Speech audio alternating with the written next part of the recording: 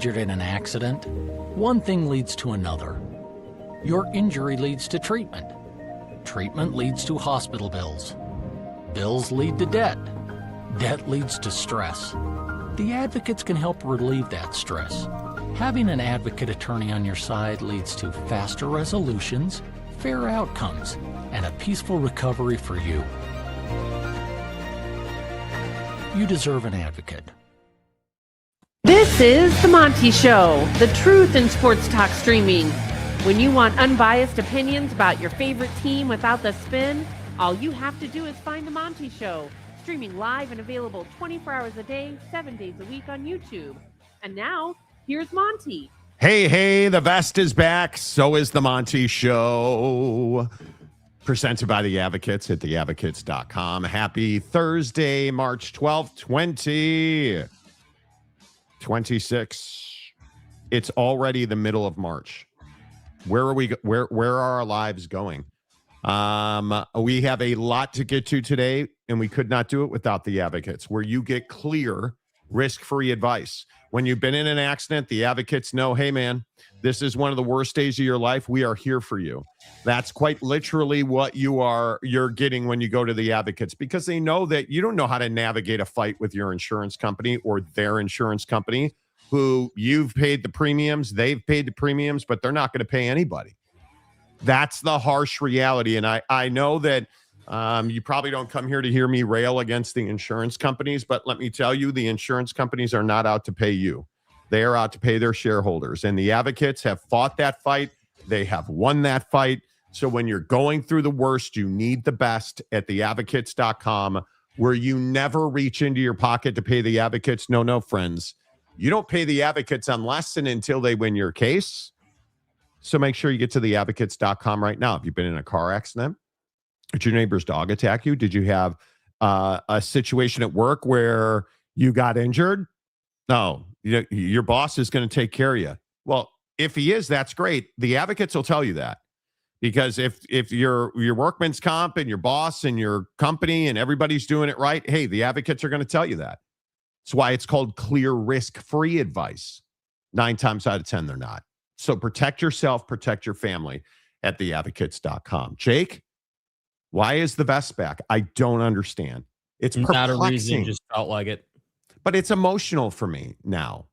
You know, how are you feeling today? Good. Yeah, good. Okay. Another day on the grind, dude. Another day in the office. You know what today is, right? Like, today is a very big day on the show. No, I'm not aware of what today is. No. What's it going to be? Oh, well, man, you're here today. So James is getting an early start today, I see. One of James's burner turns 13 months old today. Wow, man. Here, let me. I mean, Dana Marie. Really appreciate that. Still Dana, haven't come out of James's trunk, huh? Good to see you from the back of James's car. I like Morty's pullover, although I would rather the full zip up hoodie. Nah, I'm a quarter zip guy. I'm a quarter zip guy. So see, and Steely's correct. The vest is back. Everything's good in the world. Apparently, right? Yeah. That's why everybody's, hit the like button, you jerk, right? Like, that's what we're about on this show. Fuck you. How's that? Yeah, hit the like button. Tony Montana. You know what I'm saying? Yeah. I don't know how. Well, I do. You're a bunch of scumbags. But I don't know how Michigan keeps, like, at some point, don't you just turn the lights off at Michigan? Don't you just be like, yeah, Yeah, I'm here. Don't worry. We should just end our existence here in Ann Arbor. Don't you just get tired of, aren't you worn out on being scumbags at Michigan? Do you ever get tired of talking about everything except football? Do you ever get tired of wasting your existence talking about damaging other people's lives and butter knifing people and dapping up the police in courtrooms as a football coach? You ever get tired of that? Do you ever get tired of knowing that you guys couldn't win anything without cheating? Do you ever get tired of that? Do you ever get tired of talking about the quality of the cheeseburgers you illegally provided to kids? Hey, they were hungry. It was cold. Cheeseburgers for the soul. Tampering 101. Yeah, tampering like 8,010. Yeah. You know. We know what you guys did there, dude. And the fact that now everybody except fat ass Warde Manuel is gone. You know, now you have a former staffer who was cleared of all wrongdoing and he did nothing wrong is now suing you. I mean, it couldn't be more Michigan, dude. It couldn't be more fitting that you're now in litigation with a former staffer. I mean, it just is. It's incredible. It never ends. It's got to be at some point, whether it's butter knives or cheeseburgers for kids or stealing passwords and breaking into people's social media accounts to steal their nude pictures from young people and devastate their lives. You know, just the normal stuff that happens on no other college campuses. I haven't seen a head coach. Got to be America's team. And butter knives ever before. You know, but it could have happened anywhere. It could happen to anybody. I mean, it's not like they were looking to cheat or looking to ruin people's lives or looking to cause damage. You know, I mean, they were just doing it to win football games. You know, that's the thing. So in the realm of what we know, Sharon Moore's a scumbag, right? Butter knives is the dregs of society. When you look at what Paige Shriver, his former executive assistant, is accusing him of, and Michigan essentially validated that because they fired his ass like very quickly. Cheating, lying, and then playing the victim. And then, of course, the truth really comes out because, you know, Warde Manuel, he's a man of zero integrity and he's going to investigate. And I say all this, Warde Manuel still works. He's the athletic director at Michigan today, right now. Doesn't get any more red, white, and blue than that. Paige Shriver's and Scumbag had a relationship for a number of years. And I would remind you, this butt on your screen, Mr. Butter Knives over here, has a family, he has a wife, he has kids. And in a statement, Paige Shriver's the former executive assistant. Her attorney says, quote, institutions entrusted with the education and safety of students and employees have a fundamental duty to ensure that power is never used to exploit or silence others. Well, I'm going to say, yeah, in my opinion, yeah, Michigan didn't really live up to that standard. You know, as Shriver's attorney said, entrusted with the fundamental duty to ensure that the power is never used to exploit or silence others. I mean, like Matt Weiss breaking into people's social media accounts. Oh. And stealing their nude photos. Would that violate somebody's trust? Yes. Yes. Yeah. And then, you know, sign stealer guy. But I mean, they were just trying to fix a couple people's vacuums. Yeah. I mean, he didn't send people out to other people's stadiums. He didn't pay them to videotape sidelines. And even though all that footage is already provided to you internally in the system, I mean, he would never do that. And do you feel safe in a handshake line with Juwan Howard? I don't. Be negative. Yeah, I don't. Dude, do you understand how many things have happened that are awful and horrendous under Warde Manuel, who's still the athletic director at Michigan? Somehow. And now they're the mold and the death that hangs over Ann Arbor continues to infect its way down to Indianapolis, where Tony Petitti has his office, because now Chris Partridge, the scapegoat in his lawsuit, he says, you know, the 46-page complaint filed in Eastern District of Michigan alleges Big Ten Commissioner Tony Petitti threatened to embarrass Michigan by publicizing information at a pending injunction hearing for former head coach Jim Harbaugh, and that Manuel offered to terminate Partridge to secure a resolution. Pay that man his money. So let me get this right. Chris Partridge, who we all believed played some role in that situation with sign stealer vacuum boy because, well, they fired his ass, now is suing because he was scapegoated because Jabba the Manuel, you know, the scumbag who's still the athletic director at Michigan, allegedly traded the suppression of information for Chris Partridge's scalp. So they fired him, making him a scapegoat. And this is why the injunction hearing on Jim Harbaugh didn't go forward.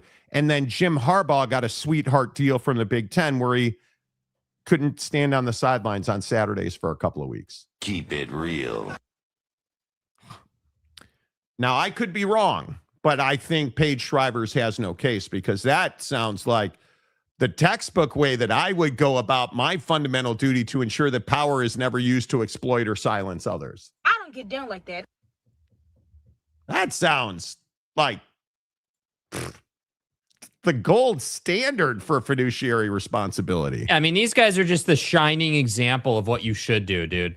These guys are just a shining example of, you know, how to tear people's lives down, how to ruin a historic football program, you know, how to absolutely torch your entire life and entire reputation. And by the way, I'd just like to give them credit. I'd like to give them flowers where flowers are due for their consistency in being scumbags. And because it's not unique to college, right? You look at the NFL report cards, Jim isn't lighting it up with the players right now. The guy's been there 2 seasons and already has a C grade as a head coach. So we're going the correct direction for Jim, right? He's been consistent in being somewhere 4 years and then getting run out of there because the players hate him. So this guy's going to be out of college football. He's going to get fired inside of 2 to 3 seasons as the head coach of the Chargers. I have no question about that, based on the fact that he burns people out. And basically, you're just going to leave an entire wake in the football world of the stuff you did. And that's what I truly don't understand about these people, that they just go into a job, they burn it to the ground, and they leave. And they just keep doing that over and over and over again. And, you know, casual Michigan fan and Big Ten fan is going to want to say that, oh, well, it's not that big a deal. You need to let it go. Why are we still talking about this? What's the problem? And it's like, yeah, dude, we're still talking about it because it's not over yet. Fat ass is still your AD. You're still have done nothing about these guys. And now the problem is that this is bleeding into the commissioner's office because Tony didn't do anything about this. And this is exactly what I said at the time. At some point, this is going to come for Tony Petitti. At some point, Tony Petitti bears responsibility for what's going on at Michigan. At some point, the Big Ten's got to be held accountable for the ridiculousness and the absolute violations of people's livelihoods taking place at that campus. So what do you mean that Tony Petitti bears responsibility for what? You can't allegedly trade or make these type of backdoor deals to protect people, in my opinion. You can't go and say, hey, well, look, man, like, you know, to get this guy, like, he threatened information. He threatened to publicly release information unless they fired Chris. And now Chris is saying, hey, well, I wasn't implicated in some of this stuff. He is guilty of recruiting violations. We know that. That's documented public information. He got in trouble for that. The NCAA disciplined him for that. But Chris is saying, hey, like, I'm not in the rest of just this cesspool of horribleness that the rest of the program was.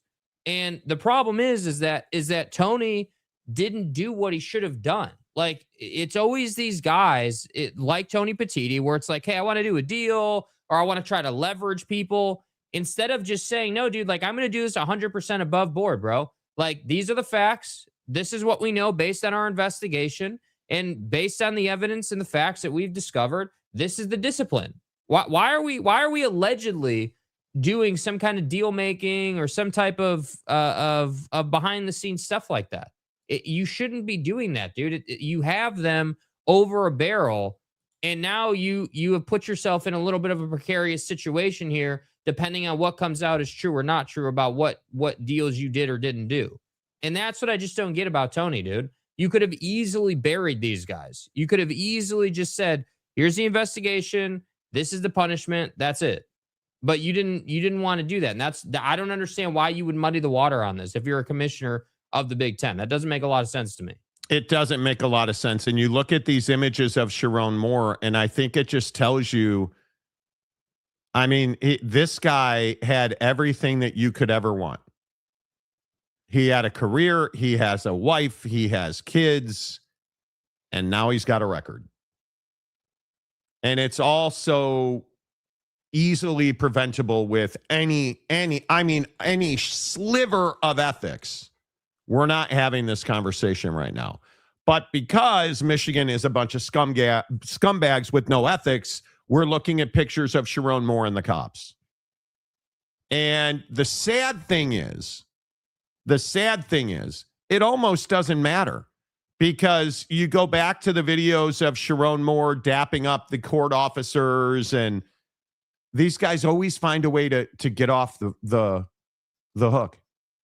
They always find a way to slip the hook. And I mean, you can't tell me Sharon Moore ever works in college football again.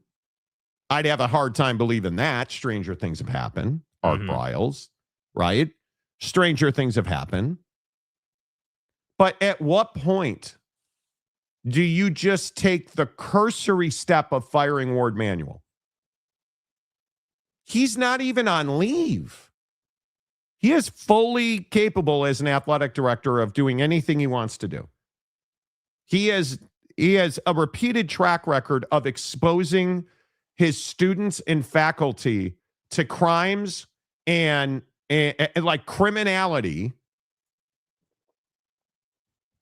and crimes against their humanity.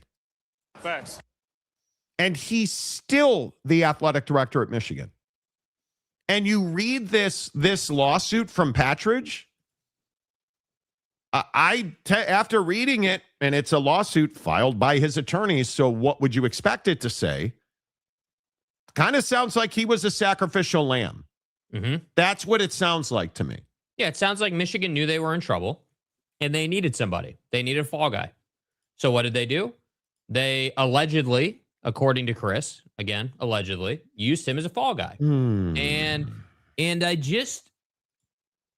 the problem is here for Michigan, because it's two different conversations. It's different for Tony than it is for Michigan, in my opinion. Yes. For Michigan, the problem is that using him as a fall guy makes perfect sense, right? That's who you are as a university. Using him as a fall guy would be right in line with your behavior. It makes perfect sense. It fits your character and your personality and your behavior. We know the best predictor of future behavior is past behavior. So it would not surprise me if that's actually what took place. Now, I'm not saying it's a fact. I'm just saying it wouldn't surprise me. And the problem is that, and this is really to me where the rubber meets the road for the conference. At some point, when you're the Big Ten and you're Tony Petitti and you're trying to negotiate with the SEC to move forward on a Super League and all these other football-related ventures that you're trying to get done to better your position, how does this not come up? If you're Greg Sankey, how are you not saying to Tony Petitti, dude, like, what's going on in your conference, bro? Like what are you guys doing about Michigan? By the way, what's up at Ohio State, right? Hey, by the way, what are we doing here? What are we doing? Like, those things have to matter at some point. Those things have to, it has to matter. Your integrity at some point matters, dude. Your character, your integrity, the way you do business at some point matters. And I'm just telling you that if it comes out one day in the future that Tony Petitti did the kind of deal or threatened the kind of deal that is alleged in this filing, you should just resign. Just resign now. Save us all the trouble, dude. You put yourself in a compromised position by trying to leverage private information and say you're gonna release it to the public if you don't do X, Y, and Z. That's not how you do business, bro. All you need to do is say, hey, we know what's going on here, dude. And this is gonna come out at some point, and when it does come out, you guys are getting disciplined. Like, why inject yourself in the middle of it, Tony? It's incredible to me that these guys have these posts in life and don't know what to do with themselves. That's what I would say to Tony. I'm amazed by it. How do you, I'm how amazed do you, by it. How are you the commissioner and you don't know how to handle this stuff? How are you unprepared? How do you look at this and say, yeah, that's my strategy, dude. That's the best way to handle it and the best way to go about it. Don't know. No idea. Could not tell you. And the struggle for me is that this story is repeated in the Big Ten, across the Big Ten, Northwestern, Penn State, Michigan State, like just keep piling it up. Yeah. And yeah, I just, what's coming from Paige Shivers. You know what's coming. Yes. She's going to sue the University of Michigan. And she's going to get paid. And I really hope they force Michigan to go through discovery. I really hope, because I don't see any other way. Michigan, it should have been done already. You had accusations that continue forward, because there's other Paige Shivers out there. 100%. With this, assistant coach, that Sharon Moore was essentially doing the same thing, allegedly, with this assistant coach, with the domestic violence and the I need to get sucked text message. This was pervasive, and there's accusations that say there was a culture of just heinous activity in that athletic department under Warde Manuel. What makes you think that has stopped? What don't we know about? What have we not shined light on yet? Because this is not the end. I am telling you now, this is not the end. It's the beginning. There's always more. There is always more. This is scratching the surface. And here we are. And the thing I don't understand, and Warde Manuel still has a job. Why hire Witt and do that if you're going to keep Warde? Why do that? Why do that, dude? But why not say, like, all right, cool, like, we're going to go out and reset this program? Because you can't tell me that there's just, and this is, I've made this argument since like the first day the Michigan sign stealing thing ever even happened, dude. Like, you can't tell me that there is zero people at the University of Michigan who are not tired of this stuff, that who are not like, how hey, could you dude, not be? Like, how like, when are we going to stop? Like, when is this, when like as an academic at Michigan, I'm tired of hearing about the football program doing whatever they do that's illegal, and whichever story you want to point to. I mean, there has to be somebody there.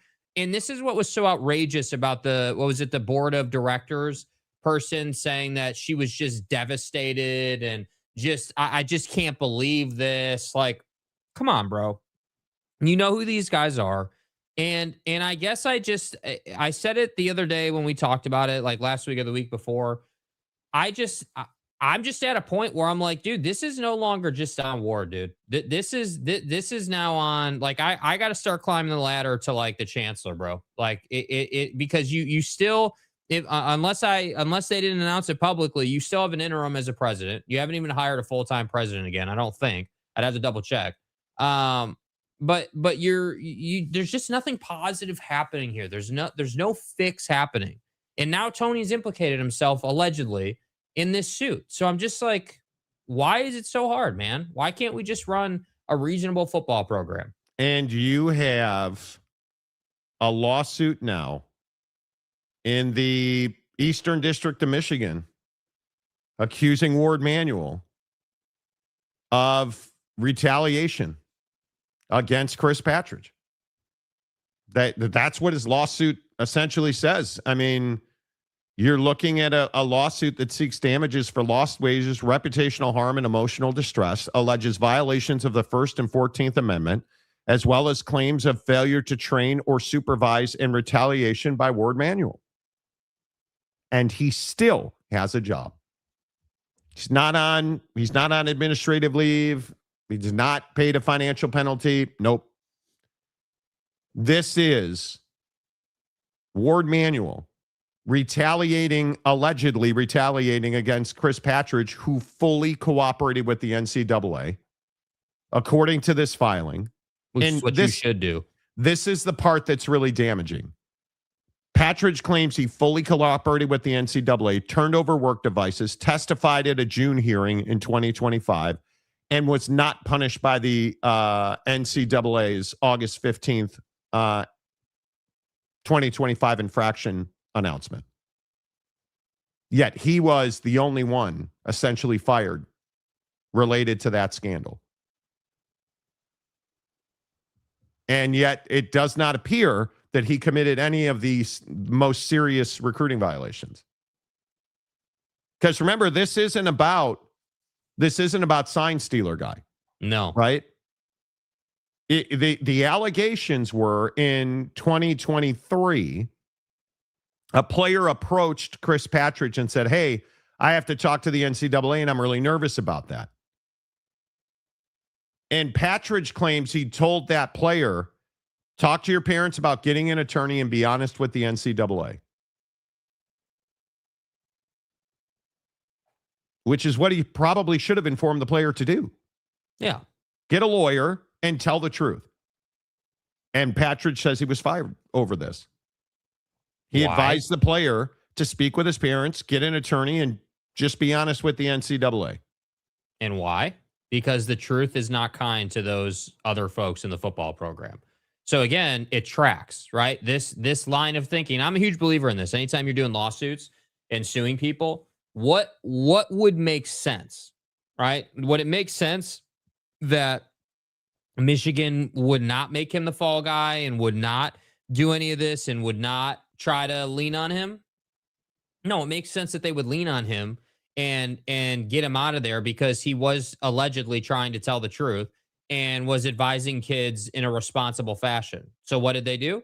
They moved on him. And I don't know, man. I think that I don't know that we've ever been in a place where we have to ask questions about like how a commissioner's involved or like the relationship between an athletic director and the commissioner of a conference or like what all that looked like. Because I remember on this show, you and I specifically talked about, hey, well, why is he only getting like 3 games? Why did Jim only get 3 games out of the Big Ten? Like, why was that the punishment? That seemed very light. It seemed very sort of blasé, passive, not trying to make a point. And that kind of, for me, lends itself to like, yeah, there was clearly a lot going on behind the scenes that I agree. I hope comes out in discovery. I hope that one day we're educated on, hey, well, what all exactly happened? I hope that if what Chris is saying is true, if it's true, I hope he gets his day to tell the story because I do think the college football world needs to know it. And at some point, something has to be done to prevent crimes against people in college athletics. And I don't know. It's one of the issues in the system. There is essentially no oversight past commissioners. Like once you're at the commissioner level, there is no like, hey, I'm the god of college football and I'm going to come down and smack you if you don't get in line. There is none of that in college football. So, that's a huge problem. Yeah, I don't know what to I don't even know what you do anymore. It's really this whole thing leads me to again talk about that Tony Petitti and the Big Ten are going to be a rudderless ship as long as he's in leadership there. Like it's why you don't have an agreement in place with the SEC. It's why we don't have an expanded college football playoff. It's why you can't seem to herd your cats in the Big Ten.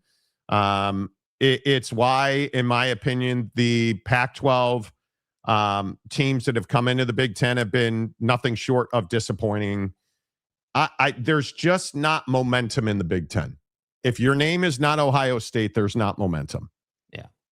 It's as simple as that. And even Ohio State right now. I mean, I agree the football team still has plenty of momentum. There's no question.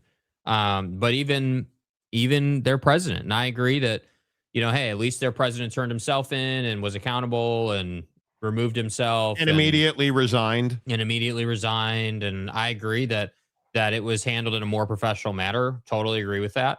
Doesn't make what he did any better. Yeah, I agree. Yeah, and that's kind of my point, is like, it doesn't change the fact that it did happen. It doesn't change the fact that you did have to resign. It doesn't change the fact that now Ohio State is out here trying to figure out what's going to be best for them moving forward. And even if they do find a great candidate that they want, and that they get, it still remains to be seen how they can operate moving forward, because we know that the one thing that is very rare in college football is presidents who are aggressive and who do understand how to win in college football. Like, you have to have a president who gets it. And you had that, and now you don't have that. And it's just a difficult situation. So yeah, I would completely agree that I think that if we step back from Michigan and the individual programs and we just look at the job Tony's done, I agree with what you said the other day. It's not his TV deal. There's always been problems under him. And now he's struggling to put together, you want to call it a partnership with the SEC, or, an agreement with the SEC to move forward. And he has trouble unifying the front. Yeah. He has trouble. Like this tampering thing. Yep. Like, the Big Ten is suspending tampering penalties, essentially because they want to rework the rules. What sense does that make? What sense does that make? Help me understand it. Right? Like, it is wild to me. That Tony Petitti in the Big Ten wrote a letter saying, quote, "I'm writing on behalf of Big Ten membership to insist that the NCAA immediately impose a moratorium on all pending and prospective impermissible contact tampering investigations, enforcement actions, and infractions proceedings by bylaw, blah, blah, blah, related to provisions until the NCAA membership can comprehensively reevaluate these rules." Bro, what are you talking about, man? So we're gonna make it worse. We're just gonna open the floodgates until you guys can get together at the country club and figure it out. Until Warde Manuel is given the ability to make the decision. We need, That's what I don't get. Like I don't understand. Like, I'm good if I, like, as someone who does a show, like, I'm cool if I just disagree with what someone did, right? Like, if I just across the board disagree with what you did, but what you did is getting you results and you're not in trouble and you're just like doing it a different way, I'm fine with that. But like, I really struggle to cope with the idea that this guy just seemingly doesn't know how to do this. Like, it does not make sense, just in the most basic logical form, to suspend the rules you do have until you can figure out new rules. That does not make any sense, dude. How does that work, Tony? How does that? I mean, because part of what the argument people are making, not just Tony, is that the rules currently lead to a lot of litigation, a lot of drama, a lot of billable hours, if you will. And to that, I say I agree with that. We've seen a lot of that, but you guys did this to yourself. So your answer to that is, hey, let's just suspend all discipline and all rules and all structure until we can figure it out. Yeah, because you guys move really quick. You're going to figure it out by tomorrow, right? That's going to take you guys like a year to figure out a new set of rules, dude. And then we're going to have another cycle and more drama and more issues. So that's where I say, like, it's the old thing on this show where we said, like, hey, like, you want freedom, you want these certain things, but then when you're in the middle of it, you don't like it. And I feel like that's what this is. You wanted NIL, you wanted transfer portal, you wanted flexibility for players, and now you don't like what that's done to the sport. Well, that's on you, bro. That's like, what are we supposed to do with that? What position am I supposed to be in? I think it's comical that people will continue to defend the Big Ten as this elite entity and the best conference in college sports. It's just not that. It's not that. And I will continue to tell you that Tony Petitti is a feckless leader who has no ability to, again, herd his cats. So we're just not going to enforce rules against them. Yeah.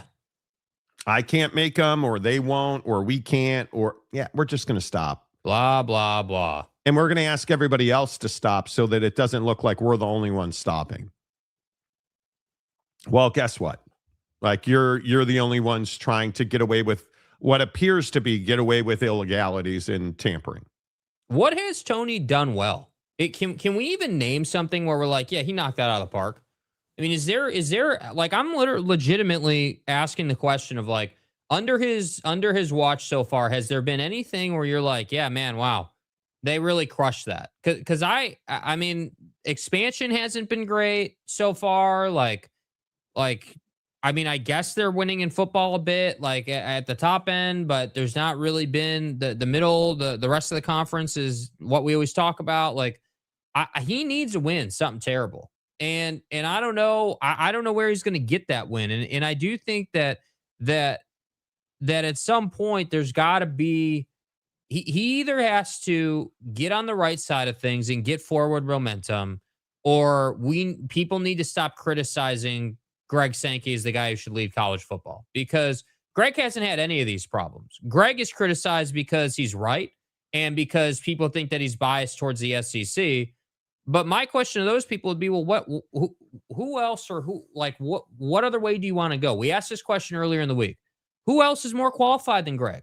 Like, who else has the experience? Who has the sway? Who has the track record of just doing business, man? Well, that's Greg. Tony doesn't have that track record. And as we detailed, Brett and Jim don't have the sway in the room, the pull in the room. So I just don't even think it's a conversation at this point with when you look at, the Big Ten struggles across the board in the conference, when you look at the fact that the TV deal is probably the last best TV deal, but it's not his TV deal. When you look at the fact that they wanted a free pass for the CFP and that was roundly shot down. When you look at the fact that Greg Sankey is dominating you in these conversations repeatedly over a long stretch of time under his watch. Yep. Like, I don't mean to sit here. Like, I didn't plan when I rolled up to the show today to just tear down Tony Petitti, but I don't really have another choice, dude. There's not really a lot of other things to say. He is not responsible for where the Big Ten is, because he's not the one that negotiated the TV deal. He's not the one that I don't know what his list of accomplishments are. And I think when you look at the Big Ten is just existing. It is not leading or pulling anything forward in college athletics. It's not leading solutions. Again, as I told you the other day, the SEC and the Big Ten are talking again. You look at this idea that the Big Ten doesn't want to enforce rules. It makes me wonder, why does the SEC want to be in business with the Big Ten other than they have to be? Like, when you're a high operator like the SEC and Greg Sankey, and you understand that the SEC is not struggling to make money. The SEC is distributing, what was it, like $70 million per school? Yeah. They're not struggling to make money. They're doing quite well. Right? Like, and so when you're a high achiever like that, you don't want to be around low achievers. Right? Like, I don't know how you fix that until scumbags like Warde Manuel are no longer in place at Michigan, and feckless, poor leaders like Tony Petitti are no longer the commissioner of that league. Like, I don't know how. You have to make change to move forward. But people in organizations that struggle to make change. It's almost universal across the board. When you struggle as an organization to operate, it's usually because you struggle to make change. And that's the story of the Big Ten. It's why these scandals related to sexual abuse are pervasive throughout the conference. How does one conference have major scandals at its biggest universities, all related to sexual abuse? At Ohio State, at Penn State, at Michigan State, at Michigan. Your biggest universities, Northwestern, the bastion of educational awesomeness, Northwestern. How? And not just like you look at the folks over on Epstein Island, Beaver. Look at Penn State. Look at those scumbags. They've had sexual abuse allegations across generations. They hired and then fired a football coach who had multiple allegations of sexual misconduct in his program and sexual assault in his program before he got there and while he was there.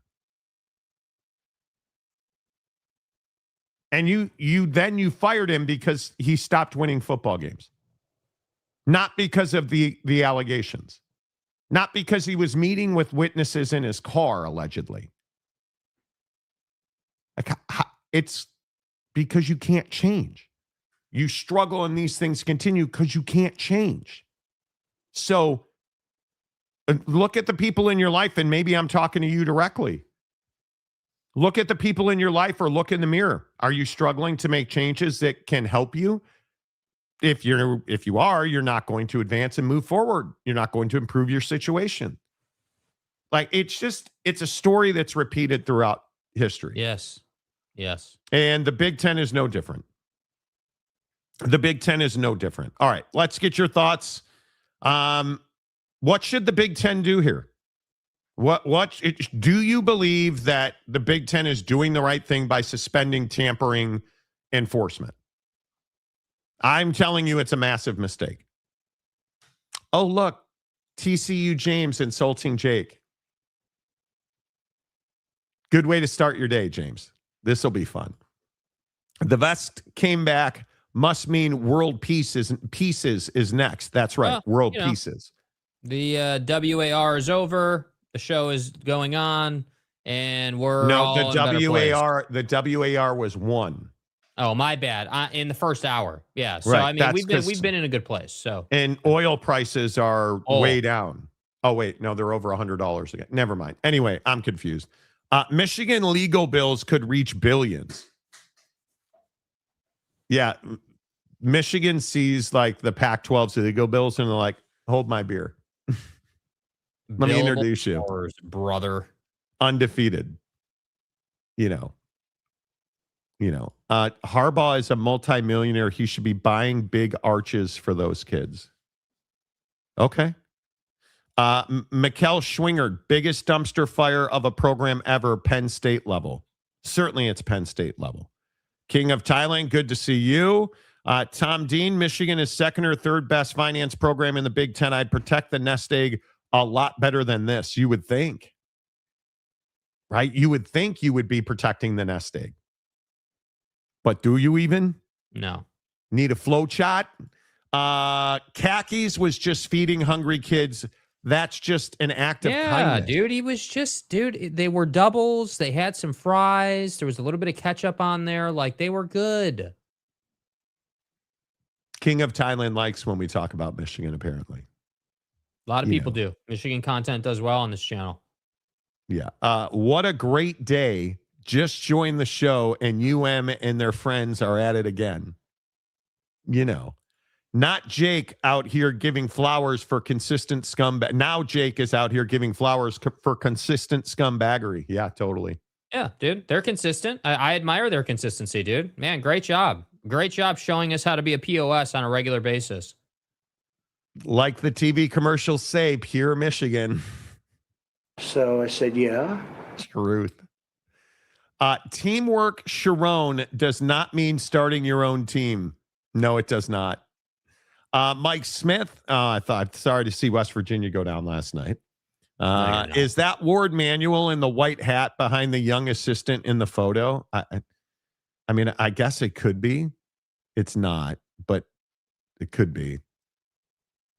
I mean, no. Is her life ever the same? Is that Connor Stallions behind her in the picture on the left? That's the real question. Mm-hmm. Look at Sharon and his wife. Like, if you're his wife, how have you not left him yet? Don't know. Don't know, dude. Don't know, dude. Are you kidding me? Are you kidding me? These are the pictures your kids are going to see and know their dad by. It vexes me. And here's his mistress. Terribly vexed. That's incredible. And Yeah, she's, I will never understand it. I will never understand. And if he has been abusive to other women, how is he treating his wife?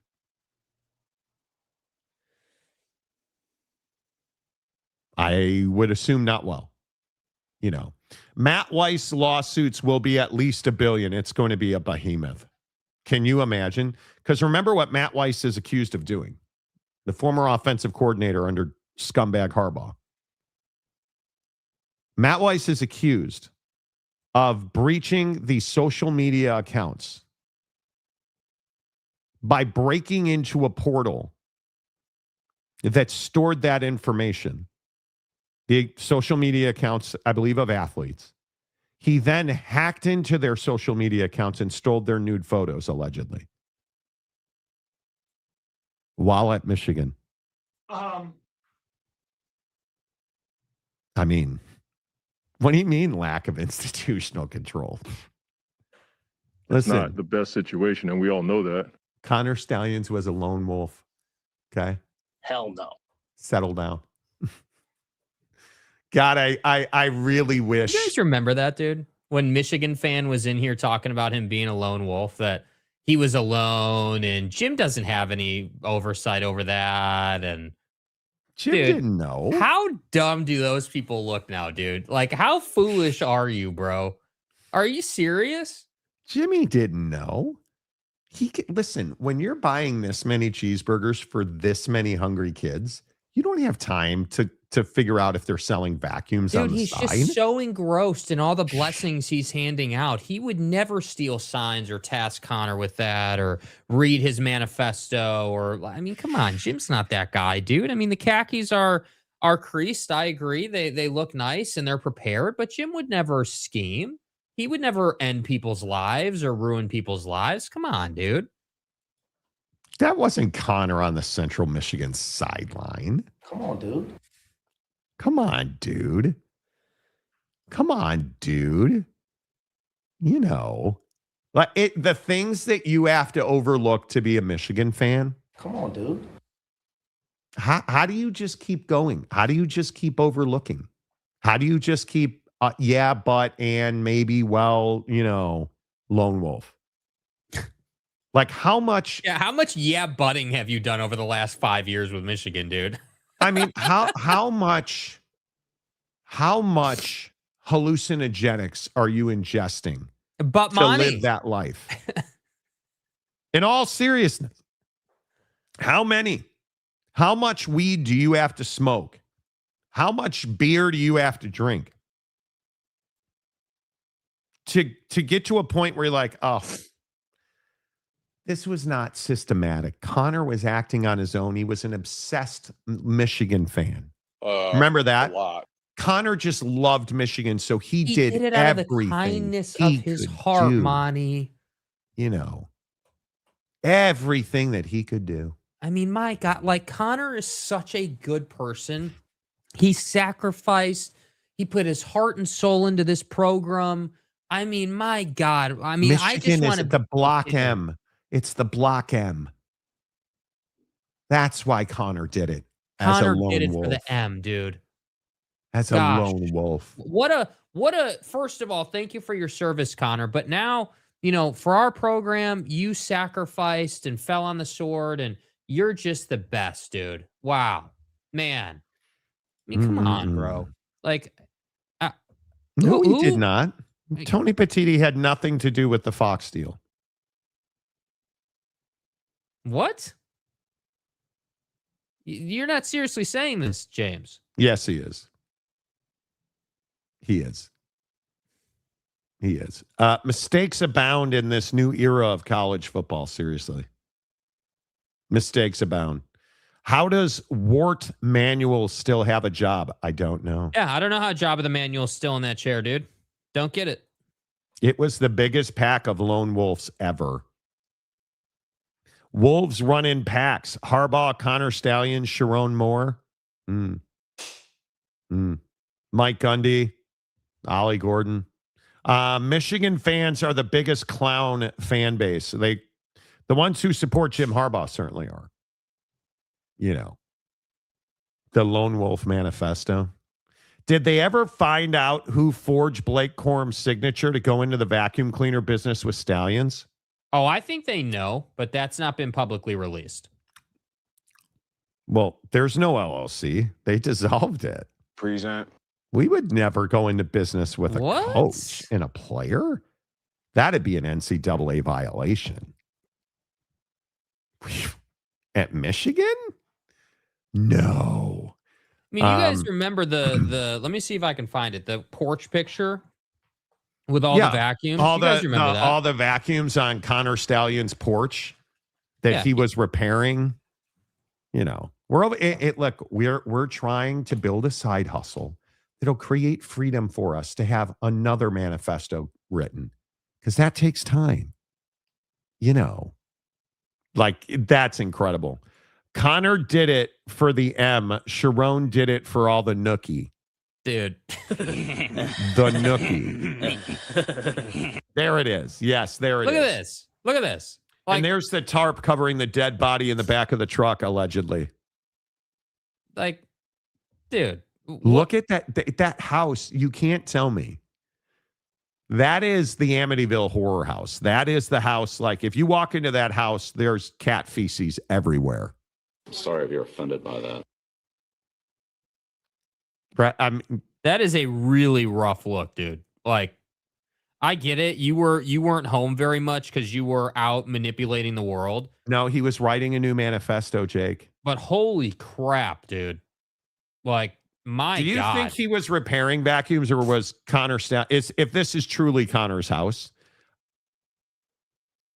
are you saying that he is a vacuum repair salesman, or do you believe that he's just a hoarder and he likes to sniff the canisters of people's used vacuums? Bro.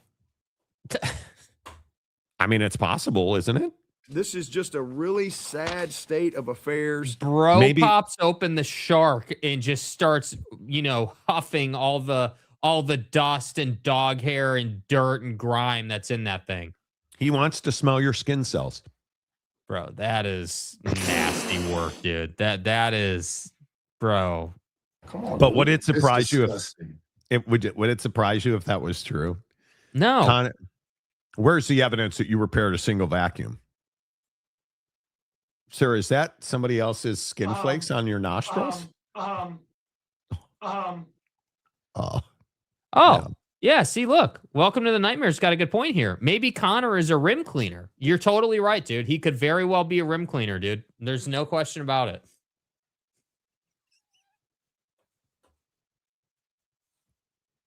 There's no reason to bring that up. Kitty cat juices is not all over the place. I mean, I don't know why we would, go and still one of the best moments in the history of the show. Oh my God. Did you guys see this Urban Meyer bite? No, I'm never living it. Marcus says you're never living that down. Listen, I'm not trying to live it down. I am here to bring you guys joy and happiness. This season as a failure? Yes, that was a failure on my part, but it brought you joy and happiness that I clean rims daily. We're in a control position. That was about cans of Monster and not just pulling one off the shelf and, getting everything that's in the rim. I don't know if clean your rims, boys. I don't quite know how to answer that, to be honest. And if you need your rim clean, don't come over here. But the lie detector test determined that was a lie. I'm just telling you right now, when you drink out of an aluminum. Have you ever looked at the rim of an aluminum can? Yeah, an aluminum can. Yeah. Mm-hmm. When you look at those aluminum cans, you got to make sure that rim is clean, because I am telling you, the rims on those aluminum cans are disgusting. Because it's garbage. And Jake's the guy who'll just crack that open like it's fecal matter. I'm gonna Connor Stallions that thing. Because Jake is the guy that'll lead off a food roller. That is his preferred nutritional plan. 7-Eleven, taquito. What could possibly go wrong? What could possibly, I mean, if you look at all the different scenarios in life and you look at all the decisions you make on a daily basis, crack, ice, boom, pow. Don't go around railroad gates, right? Don't let your Tesla drive through a railroad track, Don't do the fentline, none of that stuff. But it's okay to eat fecal matter off of a roller at a 7-Eleven. That's the life that we live in this, well, Jake lives in this whole thing that we call life on the Monty Show. Right. Yes, he did.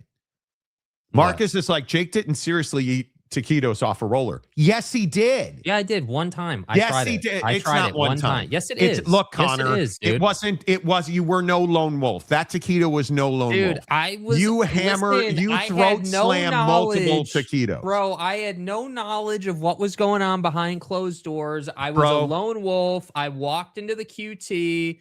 And, it just spoke to me that day. A little taquito, a little ranch, a little monster. It just kind of spoke to me that day, man. There were no violations. I just was helping people. Jake, you cannot recover from your addiction unless you admit that you have an addiction. Your fecal matter food off the roller at the old QT, which is one of the, again, I still maintain.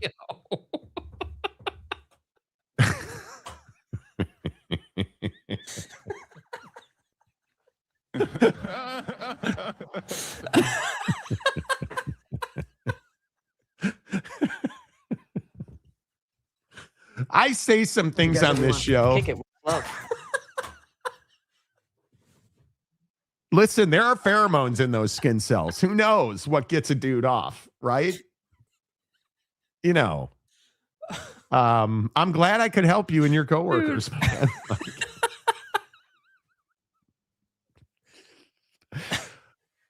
This is what Michigan does to this show.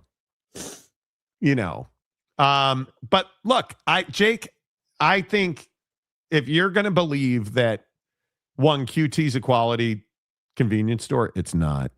And that you've only eaten off a roller nobody eats roller food once. Yeah, I learned the lesson, dude. I learned the lesson. It is what it is. We've all done terrible things, right? Right, Sharon? Right, Connor? Right, Jim? I mean, come on. Okay. Okay. It's fine.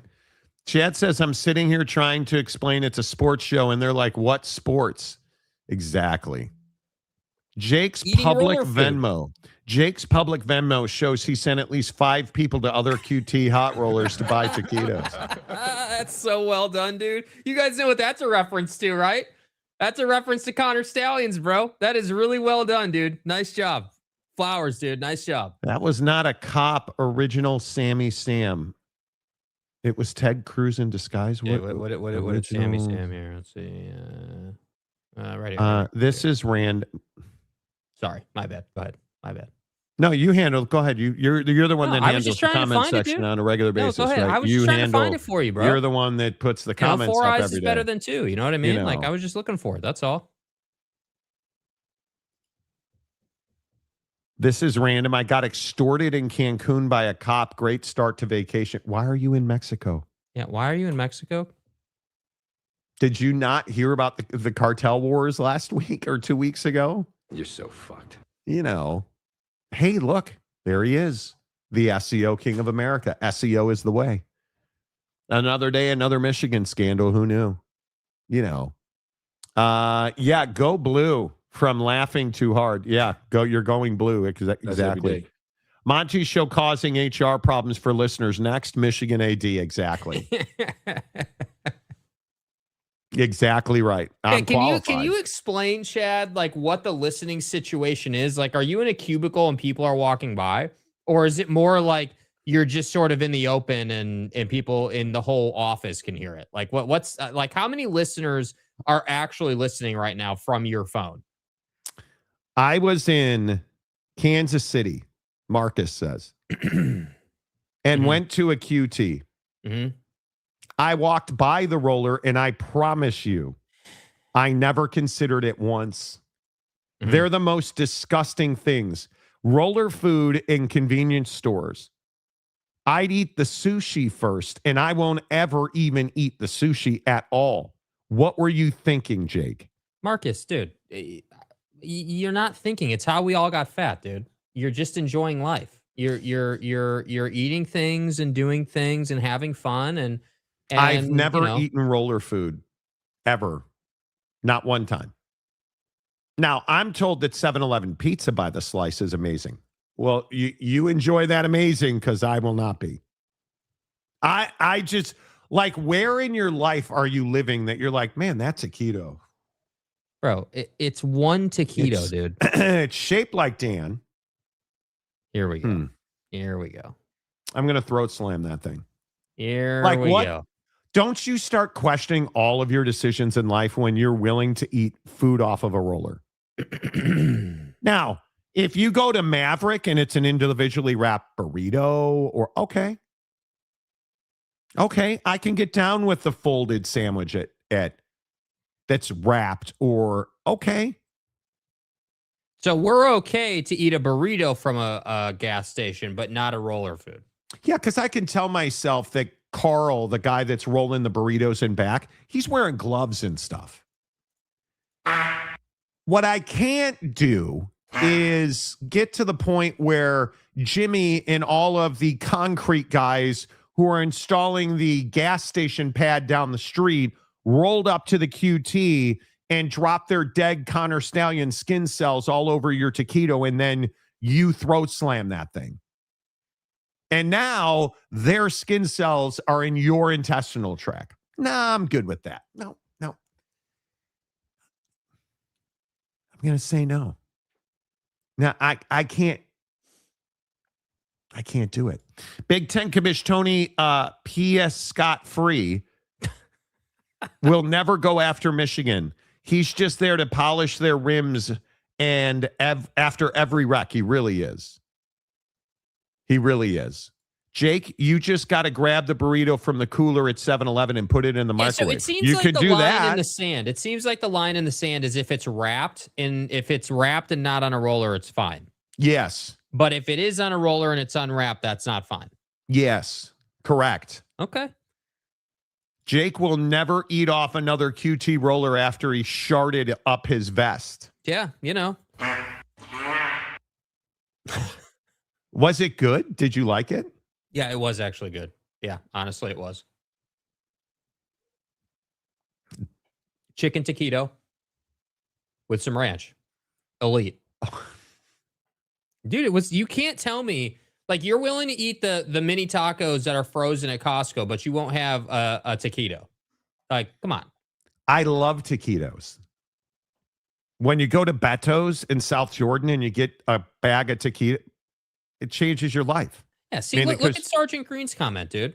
You know, it strengthens your immune system. I agree, dude. I agree, bro. It doesn't. It's, you know, it's good for the soul. Oh, wow. 7-Eleven taquitos are goated. It is what it is. I'm not a big 7-Eleven guy, just generally speaking. I don't have a good convenience store in Seattle. There are none. None. Everything tastes better when you are high on rock, Jake. Well, I don't know. I don't know what high on rock is about, but you think it was chicken, but are you sure? Hey, maybe it was dog feces. I mean, I don't know, dude. Oh it boy, tasted like chicken. We have a $10 comment from James. Here we go. Hey, you can give me a hard time, but leave QT alone. They donated their old office building to Phillips Seminary, where I got my MDiv. What the fuck? Todd? Yeah, that's who he was talking to, bro. Nobody knows what MDiv is. Nobody know, and nobody cares. I don't know what MDiv is. Is that herpes? Is that like a medical term for gonorrhea? MDiv?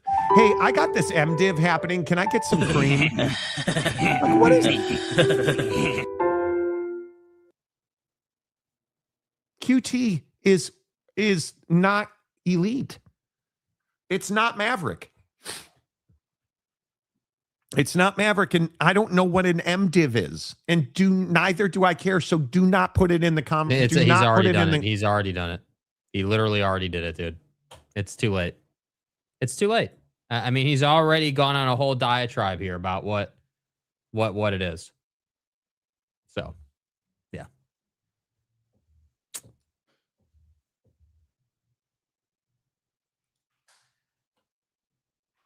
Caramel macchiato.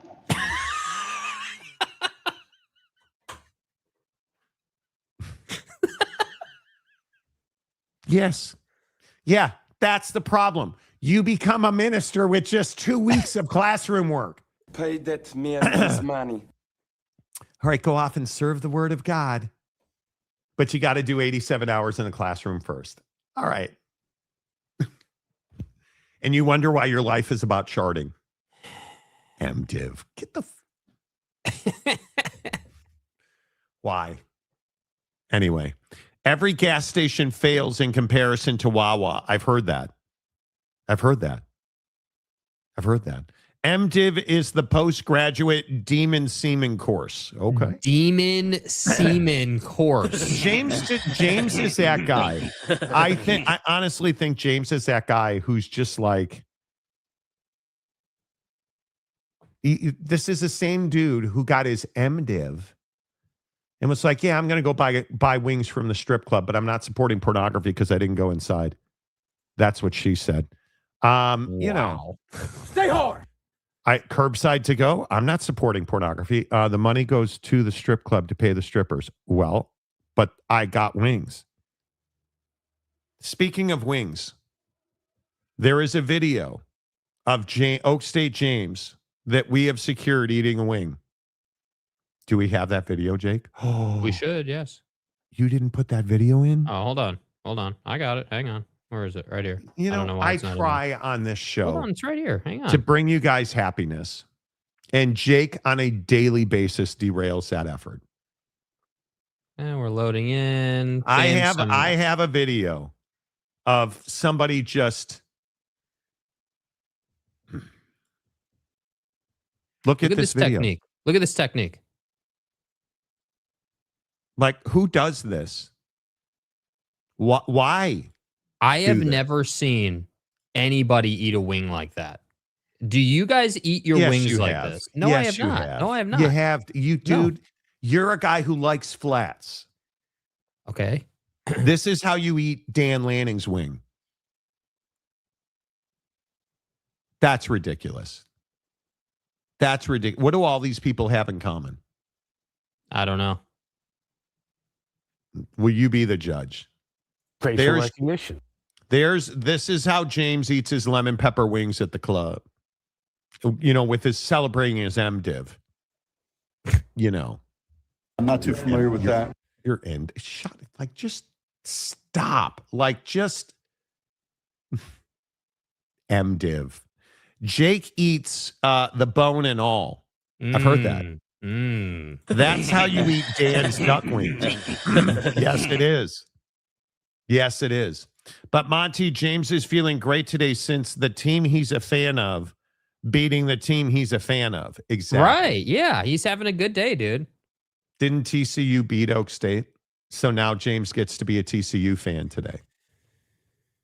You know, wings like that probably aren't good. They shouldn't slide off like that. Okay. But see, you're missing the point. Nobody should eat flats. Flats are for losers. Okay. Who eats flats? Me. Oak State James eats flats and then cheers for TCU while he's celebrating his MDiv. You know, that's why guys like Jake put on a vest and then go and slurp Dan Lanning wings like that. With all due respect. Drums only. That's it, right? That's it. Yeah. MDiv Devo, you know. MDiv Devo. Yes, MDiv Devo. Belbit. There you go, Jake. See what he did there. Good save. Jake eats gas station flats. He does. No, I don't. Yes, you do. No, I don't. No, I don't. Subhumans eat flats. I totally agree. That's how zombies are born. The by eating correct flats. nomenclature is betas. Okay. Well, you are a beta. Betas. Are you a beta? No. What is a beta? No, Michigan fan, first of all. Yeah, that's probably a different show. Probably a different show. Of course they are. Yeah, wings at 7-Eleven. Dude, of course you would know, dude. Come on, dude. Lemon pepper wings, right? And then you wonder why your James? butthole is not happy. Right, James? Lemon pepper wings. Not at the strip club, though. But even though not Magic City, but just, How do you have a master's in devotional, yet you're willing to patronize a strip club? Dude, he's spreading the word. That's not what he's spreading. The good word. No, that's not what he's spreading. Well, he does have an MDiv, so he's allowed to spread under other things, apparently.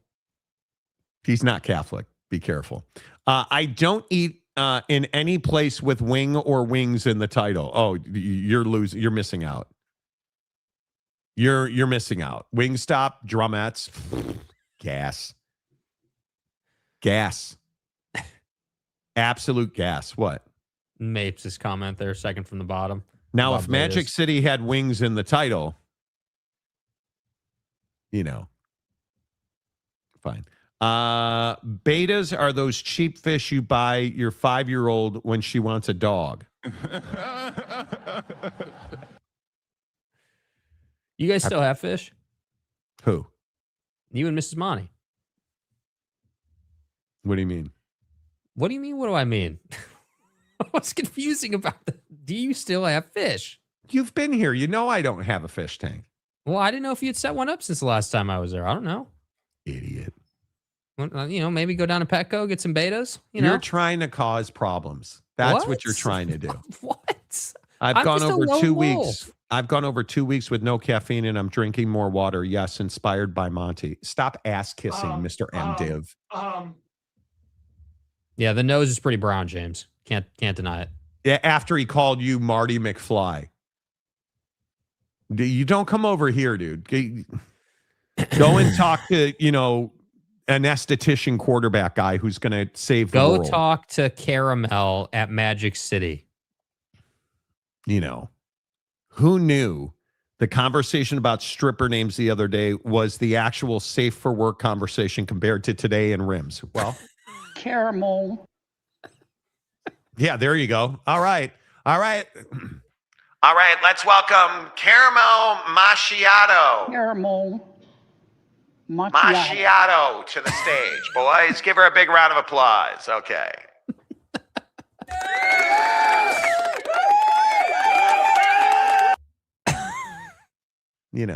Jeremiah Champion's on spring break now.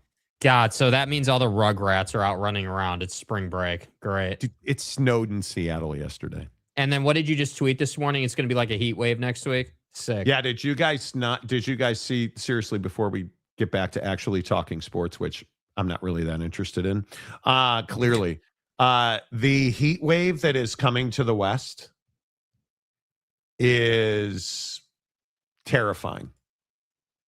If you're one of our great Las Vegas residents, if you're one of our great Arizonans, we have a lot of people in LA and Southern California that listen to this show. The next 10 days is apparently going to be stupid hot. Like, just look at that, you guys. Bruh. Incredible. And it's not that far from you, Jake. No, it's not. We're going to see mid-70s next week, according to the weather app. We are not here in Seattle. We're going to see like mid-20s and more snow. Like, it's wild. When you start go in and about, say that Salt Lake winter is not going to make a comeback. Oh, I don't think there's any doubt. This has been a disaster of a winter season on the West Coast. And you look at this graph, here's where the worst heat is. Oh. Look at our friends in Los Angeles, Nevada, Arizona, Utah. Yeah, I'm good, dude. New Mexico. It's going to be hot. And look how far it reaches, too. I mean, you're talking about being Colorado across the Mississippi with this heat wave. Like, that's wild, bro. Well, I don't know where you think the Mississippi is, but this heat wave ain't getting across the Mississippi River. What do you mean? The yellow band is pretty much to it. Like, pretty much to it. It's not across the Mississippi. God, what are you, like a map expert now? Yes, I know, like, where the fucking Mississippi River is. It's in the neighborhood. No, I haven't seen The Godfather ever. No, not one time. 83 in Pueblo. Tampering. 85 in DC. Snow today. Yeah. Welcome to the stage, Caramel Pecan. Caramel macchiato. Don't start with pecans. Don't. Come on, dude. Are you raising your voice at me?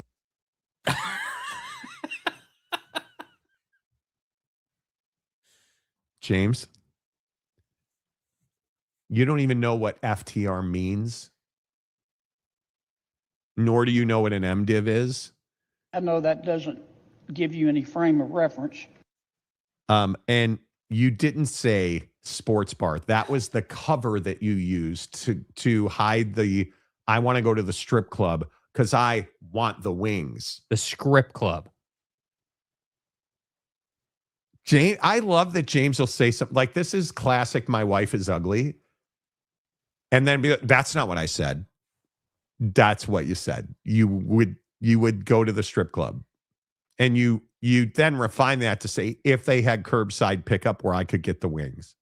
And then when we pointed out, well, you know, if you buy the wings from the strip club on curbside to go, the money goes to the pornography of the strip club. Oh, didn't think about that, did you?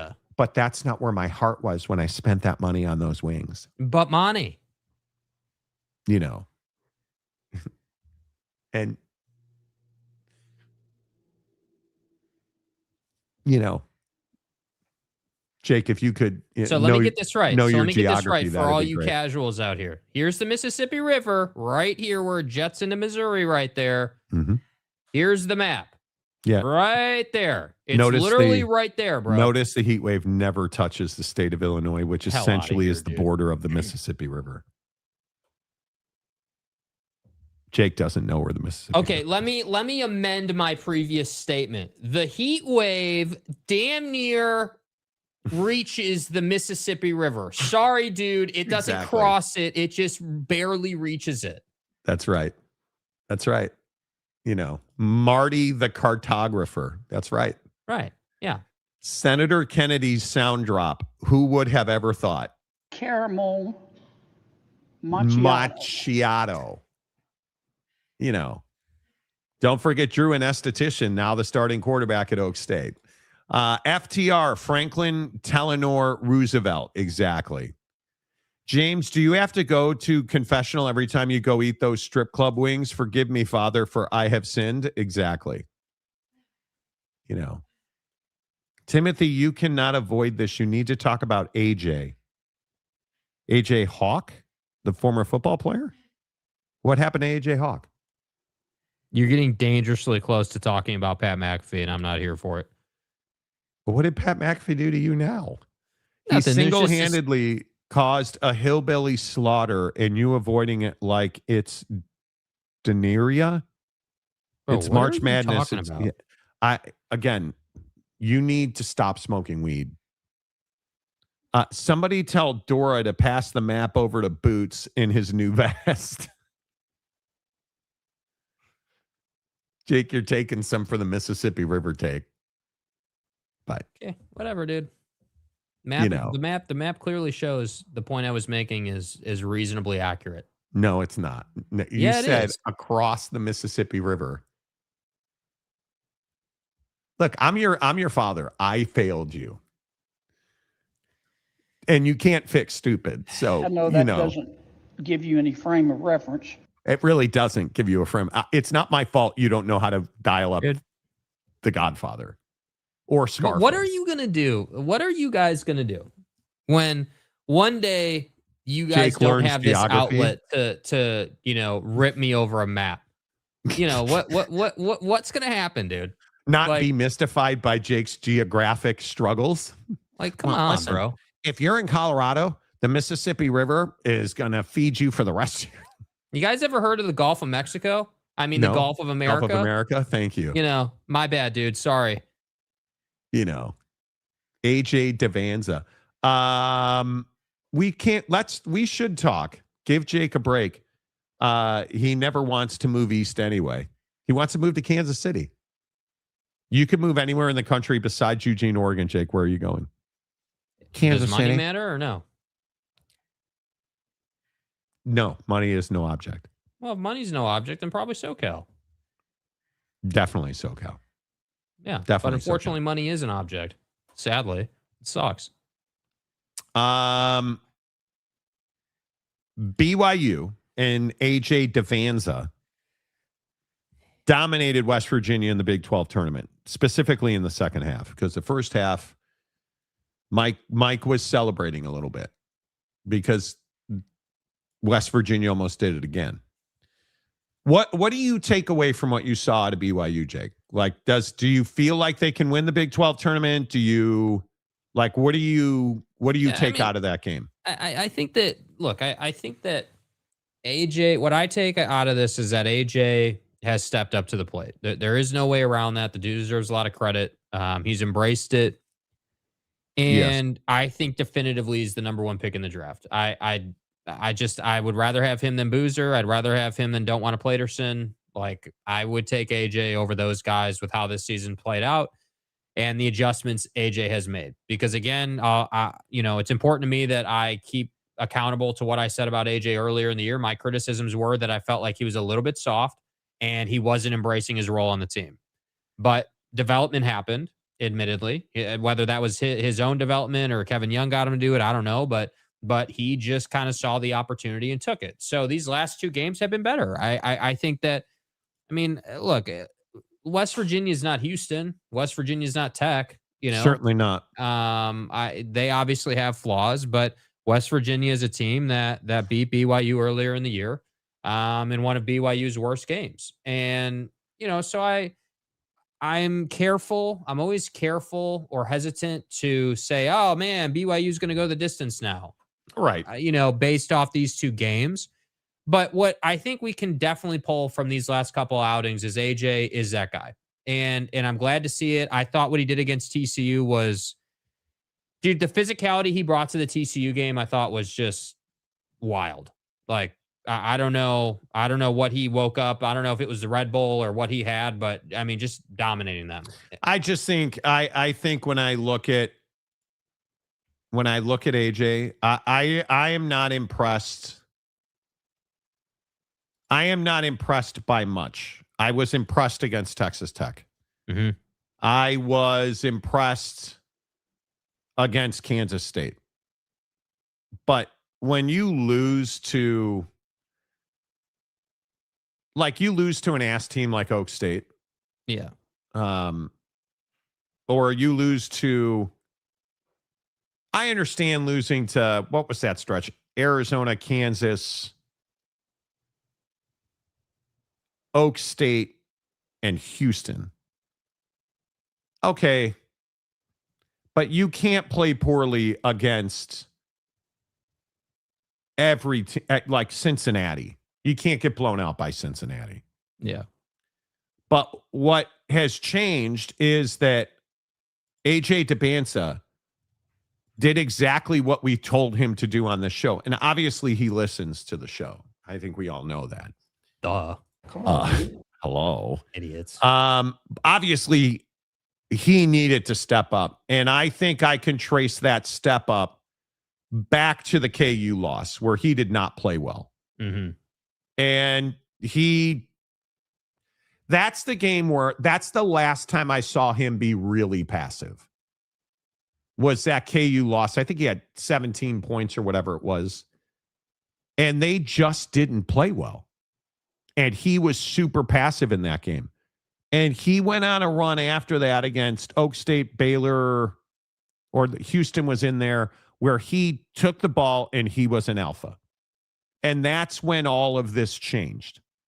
And he truly has carried this offense in multiple different ways, from the three-point stripe, the free throw line, leadership. clearly being more vocal and commanding. AJ DeBanza has taken a big step up, and I just don't see any way he could or should come back to BYU. He is not going to the Utah Jazz, but he's going to be the number 1 pick in the NBA draft. Yeah, we'll see. I mean, I think that the K-State game, awesome performance, did your job, did what you needed to do, carried the team. I guess my hope for the way this college basketball season will end for BYU, because I do think it'll end, in not too long a fashion here. But I do, I think that, if you somehow, some way find a way to get to the Big 12 championship game, let's say, and you lose in that game, I think that would be a good finish to the year. I think that you had a good run through the tournament. Well, then they have to go to the NCAA tournament. Yeah. But just like from a Big 12 perspective, I think that it would be if given everything that went down in Big 12 play, I think that would be a pretty solid finish to the Big 12 season. The tournament, the tournament's a whole other beast. I mean, the tournament is the NCAA tournament is just a completely different thing. I mean, it all depends on the matchups you get and who you're playing, and I mean it's hard to say how many games they can win, dude. Because if they get a couple of cupcakes early in the tournament, yeah, they could probably win like 2-3 games if they get a couple of good matchups. But if they, play a couple of top 10 teams, yeah, they're probably not winning those games. So that's why I'm saying, like, I think for AJ, the most important thing, because what does he probably have left in a BYU uniform? Like 6 games, 5 games, probably? No, probably 3 games. You think 3 games? Yeah, because I think they'll lose tonight. I mean, Houston is very good. Yeah. Let's not. Yeah. I mean, AJ DeBanza is an excellent player. He, unfortunately, a lot of times he shows up on his own. Right? I mean, if we're just being honest, I think this is the nightmare matchup. Houston's very good. I mean, listen, you have a bunch of ass teams in this tournament playing elite teams. BYU, I think, is a solid team that's not very deep and not very good. Yeah. And I think you're running into an elite team with Houston. Like, you look at the rest of the bracket, TCU's ass. Texas Tech, Iowa State, Houston, and Kansas. Those are the 4 best teams in the conference. Mm-hmm. And that's who's going to play for a championship. And that's the problem that I see with this conference right now, is there's not enough depth like there had been historically in basketball over the last couple of years. And AJ is going to essentially graduate to the NBA. He's going to leave BYU and go to the draft. And BYU is going to wind up starting over again. Yep. And you're in this learning curve, and I would hope that KY is better next year, because I think he was not a very good coach this year. Agreed. I think that Kevin Young has the potential to be a very good coach. He is on the job training right now, and it costs you AJ DeBanza. Because I think when you recruit the way that Kevin Young and Ryan Smith's checkbook are recruiting, you should be good for the next 3 to 5 years consecutively. But it would have been nice to keep these two together for next year. But I understand now that AJ is going to be the number 1 pick, there's nothing to talk about. Yeah. You have to go. You have to go. There's no doubt about it. What will you say if TCU upsets Kansas tonight? They won't, because TCU's ass. They're an average basketball team. Yeah. Where is your Oak State's amazing? They're a really good team, Monty. Give them credit. Wow. Where's your Drew? What are you going to say when they get blown out tonight? Where is your Drew the anesthetician as our quarterback, and we're actually going to win a conference game? Where's that take today? I love that yesterday James was in here railing us. And the first thing I do is flip on the telly yesterday on ESPN. And they said exactly what I said yesterday. They were doing a thing about what teams in the Big 12 will improve. And really it was what teams in the country will improve. And Oklahoma State came up, and what did they say? Well, they haven't won a conference game in 2 years, so improvement is really not that difficult. No, it's not. No, it's not, dude. Oh, James.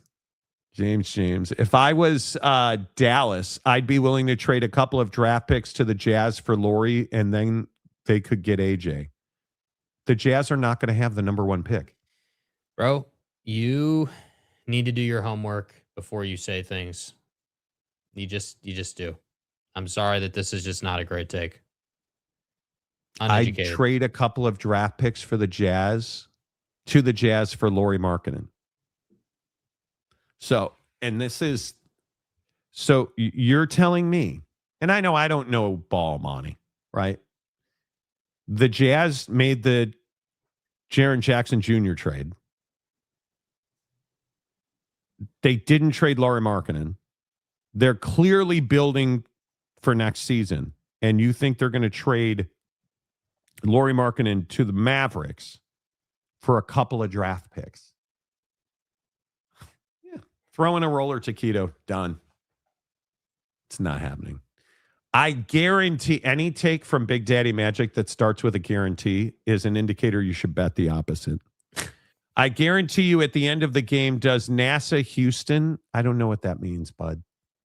I don't know what that means. Story going around about Crosby and his family in the Ravens facility while the Ravens are behind the scenes working on a Hendricks signing. Yes, correct. And Crosby has recommitted himself to the Raiders and he will not be traded. So, hey, playa, when AJ leaves, who cares about BYU basketball? Let's never talk about it again. No, see, the problem is, one, you pretend. This is, we have so many fair weather fans on this show. We just, BYU basketball is not going to disappear. BYU basketball is going to be relevant for years to come. Yeah. For years to come. What you should be saying is once AJ leaves, you can go back to being a Utah fan. Yeah. I mean, it's going to be awfully difficult.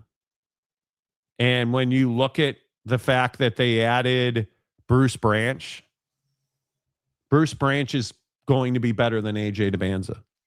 So I don't want to hear you talking anything about BYU next year at all. AJ is going to the Final Four, guaranteed. The Jazz could go 1-81 and they still won't get a top 3 pick.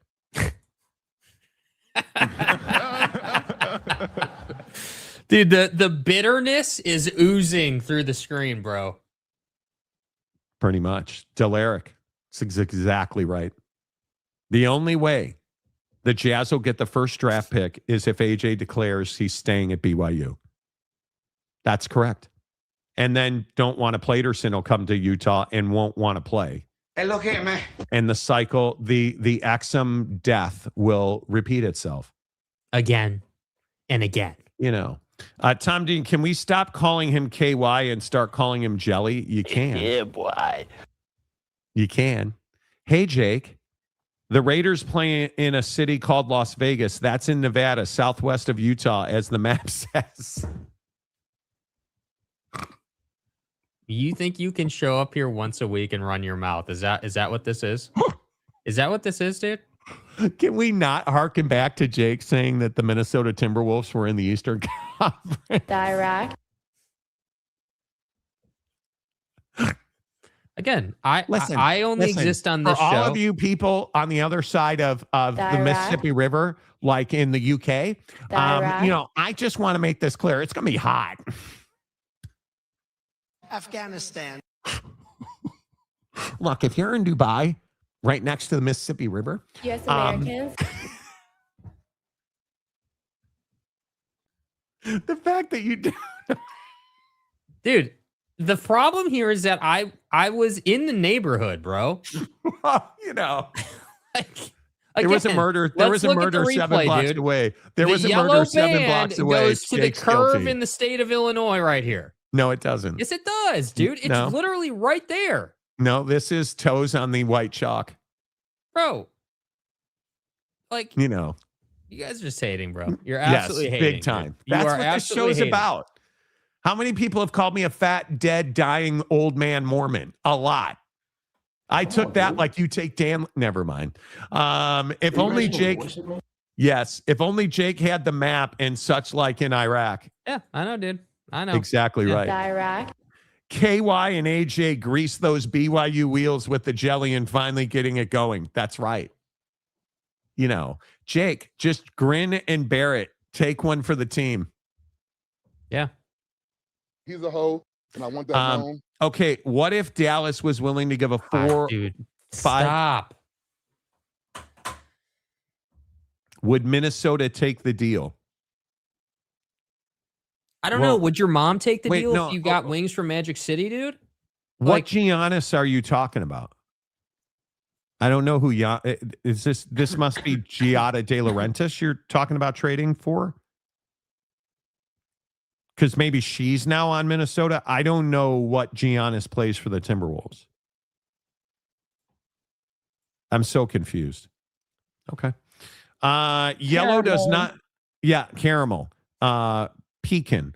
Yellow does not touch Illinois guy. I don't know what you're talking about here. It does. Dude. It doesn't. Guys, bro, look at that. Look at it. There's 2 feet in bounds. Yellow touches the line. Look at that. No, it does not. No, it doesn't. And you said across the Mississippi. Yes, I was incorrect. You didn't say it encroaching. You didn't say, well, it encroaches up to the Mississippi. I'm not the guy on this show that said. Guys, let me tell you about the Mississippi River, okay? Now, this motherfucker flows right on the other side of the mountain. Bro, I'm not the guy that set the river on fire as a 10-year-old, okay? Listen, if you go to the Gulf of Canada, and let me tell you about the Gulf of Canada, okay? The Gulf of Canada. But wait, hang on. Let me get in here, Satan. I have a demon and a D-hiv. I've got an the MDiv. An MDiv, yeah. I have the MDiv. Which is, you know, just kind of weird. I did like the Des Plaines River on fire as a child multiple times Which is and the enjoyed Mississippi. it. No, it's not. That's very different than the Mississippi River. They're not really even geographically, like speaking in geography and topography and shit. They're not even close. I don't know. Okay. I don't know if I don't quite know how to answer that, to be honest. So is this James Kiss Monty's ass day on the show? You never say anything nice about me. I never sucked any ding dongs. Right? Like, so are you did getting your MDiv give you some kind of perspective change on my awesomeness? Attack. Did you turn the butt buzzer up to high today when you woke up? Like, you know, mad respect for Jake's control. I would have released the fuck off a long time ago. Wow. Yeah, dude. Yeah, you know, it's it is a honed skill on this program. Fuck you. Yeah, Fuck you. that's right. You suck. Can we get BDM to say James, like he says Timothy? So we can use the sound drop every time James says something like the Dallas trade line. Dude, BDM, if you want to contribute in that way, I'd appreciate it, bro. What if Dallas gives their whole team to the Jazz would still draft 9th? Truth.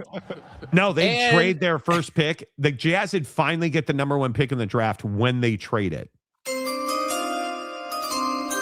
And with the first pick in the NBA draft, the Utah Jazz have drafted down to everyone. 58. They've traded everyone. Come on. Well, here's Danny Ainge, the new president of basketball operations for the Dallas Mavericks. Okay. Welcome to Nightmare. James, stick to your lemon pepper wing game and your rectories. Ooh. Okay. Wow. Nightmare coming out.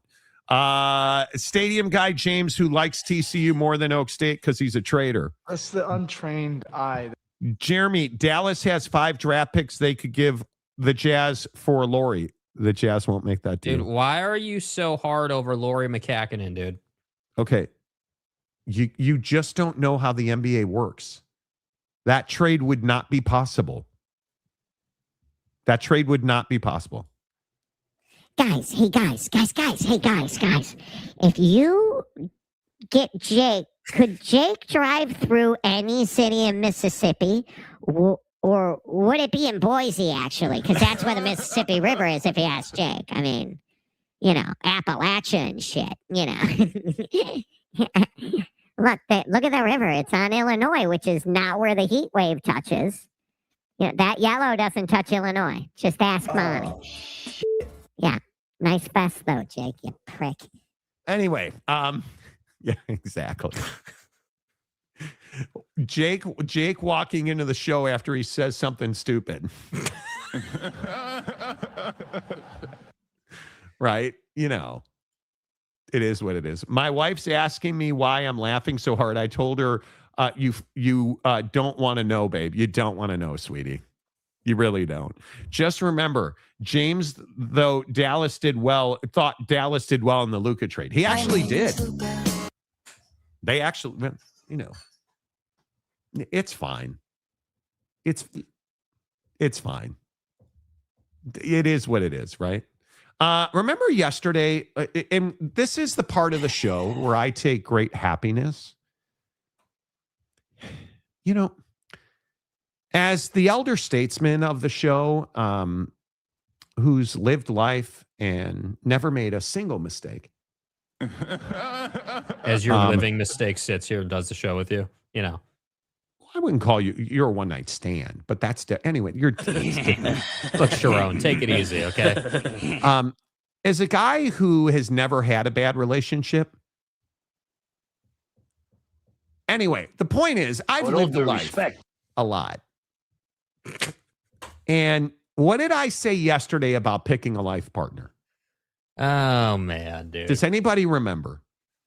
Does anybody remember the advice that I gave Senator Kennedy about his wife when I said the partner you choose to marry will define the rest of your life? Caramel. You guys remember that? And now we know that, and it's because she said so allegedly on social media, Travis Hunter's ex is getting $200,000 a month. And that's because she broke up with Travis Hunter and is dating somebody else, allegedly. And now Travis Hunter's just on the beach reflecting on how stupid he was. I had to take a break. Had to get my mental right. Ain't nothing wrong with getting your mental right. Ain't nothing wrong with taking a break from the internet either. But doing YouTube is fun. I actually like doing YouTube videos, getting out there, interacting with the fans, interacting with the city. I'm gonna try new things. I'm just doing new things, man. I'm blessed. I'm a dad now, so I really just be chilling for real. Not happily married, not in love. I'm a dad now. He's paying $200,000 a month, allegedly. $200,000 a month in alimony and child support. Allegedly, yeah. Allegedly. I have trouble with this story a little bit. Like, so do I. I can't find the video where she said that, one. But I've seen the rumors everywhere, as you just said. Two, if you go on X and you look at all these different videos of Travis talking, nowhere does he say that he's paying $200,000 a month. Nowhere does he specifically talk about the situation. It's always clips like that where it's like, oh, I'm just chilling. And, so I don't know what to make of it. I don't know if this is just trolls getting after him, or if it actually is true that he's paying 200 bands a month, or what. I don't know. I have no idea. But this has been going on for over a year. Yeah. That's the problem. It's been an elongated, extensive thing. And I don't know. I mean, I agree that, it was when there were pictures of her half naked standing with another dude, that probably wasn't a great look for you, dude. But yeah, I don't know, man. We've seen this before and we'll see it again. That's the sad part. This is problematic, and I hope that the rumors are not true. But I don't know how they can't be true. You can't live the lifestyle that they outwardly live. And I hope it's not true. He's wearing a wedding ring in that video, which gives me hope. But I again tell you, you have to make good choices with the women in your life. You have to. Because when you get into a bad relationship, it's just brutal. Mm-hmm. And if he is paying her $200,000 a month, which, again, I don't know if it's true or not, but the rumors are out there everywhere. That just sucks, dude. That sucks. I tend to lean in the direction of I don't believe it because he is wearing a wedding ring in that video. I think everybody should take social media breaks. I think everybody, this is why I don't read my Twitter notifications and my DMs. Well, I mean, we've said for how long that if we didn't do YouTube, like we wouldn't probably even be on social media. No, I mean, I think that it's a wasteland of. It's just a wasteland, I mean, honestly, like it's a really. I actually think it's a really fascinating conversation. The bigger picture, like not unique to Travis Hunter in his situation, but like just the concept and the conversation around like your relationship with social media, I think is a really good one. Like if your relationship with social media is that you're doom scrolling for hours a day, you probably don't have a good relationship with things, but if you're going to struggle. Yeah. But if you can find a way to have enough time in your day where you can make some content and get that uploaded and hopefully the content you're making is around something you really enjoy, whether that's like, something athletically or, a talk show or a car, whatever it might be, whatever you're into, that's ideal. At that point, at least you're having fun with it. So I just think it's just tough, man. I mean, I agree that everyone and their brother told him not to marry her, and he still did. So, I think that it is what it is, man. These guys make unreal money and live a different life. And, I think the hard part for me is he's a really good dude. And I hope that this lady did not do what it's alleged by some that she did. I think I've said this 100 times. I think men lose in family court. You have to, as a woman in family court to lose, you have to really be something. Mm-hmm. And I mean, I've been through it. Custody battles and trying to get a judge to believe a word that you're saying as a man in a courtroom is really difficult in family court. And if you look at Travis, this is a guy that seemingly has everything going for him. Money, NFL, popularity, brand deals, educated, smart. And the woman you pick can derail all of that. Right? We've seen that. And so I hope it's not true. My wife and I just celebrated our 33rd anniversary. We're too young and too poor, but we have the same goals and priority. We were too young and too poor. It has not always been easy, but it's a wonderful life. Yeah, I'm telling you, this is my 25th year in almost 28 years being married. Right? Being with my wife for 28 years, I think. This will be 25. Yeah, wow. We've been together 28 years. This is our 25th wedding anniversary coming up this summer. And it's amazing the trials and tribulations and the things you go through in a relationship. Because you're not in love every day. You always love your wife, or at least I believe you always love the person you're with. Mm-hmm. But you're not schoolgirl, schoolboy in love every single day. Yeah. I'm fortunate that I love my wife and we have a really good relationship. And I do feel like most days I feel like I'm in love with my wife. I mean, I am the guy who also believes you don't argue over the small things. I just don't think that's how you live a good life. You learn what to fight over or what to argue over. And we don't really fight very often. We argue when she's wrong. Those are the only times we have arguments. So you never argue. Well, that's great. If you ask my wife, she's never wrong. But then I have to set her straight, But the point is, you have to really learn how to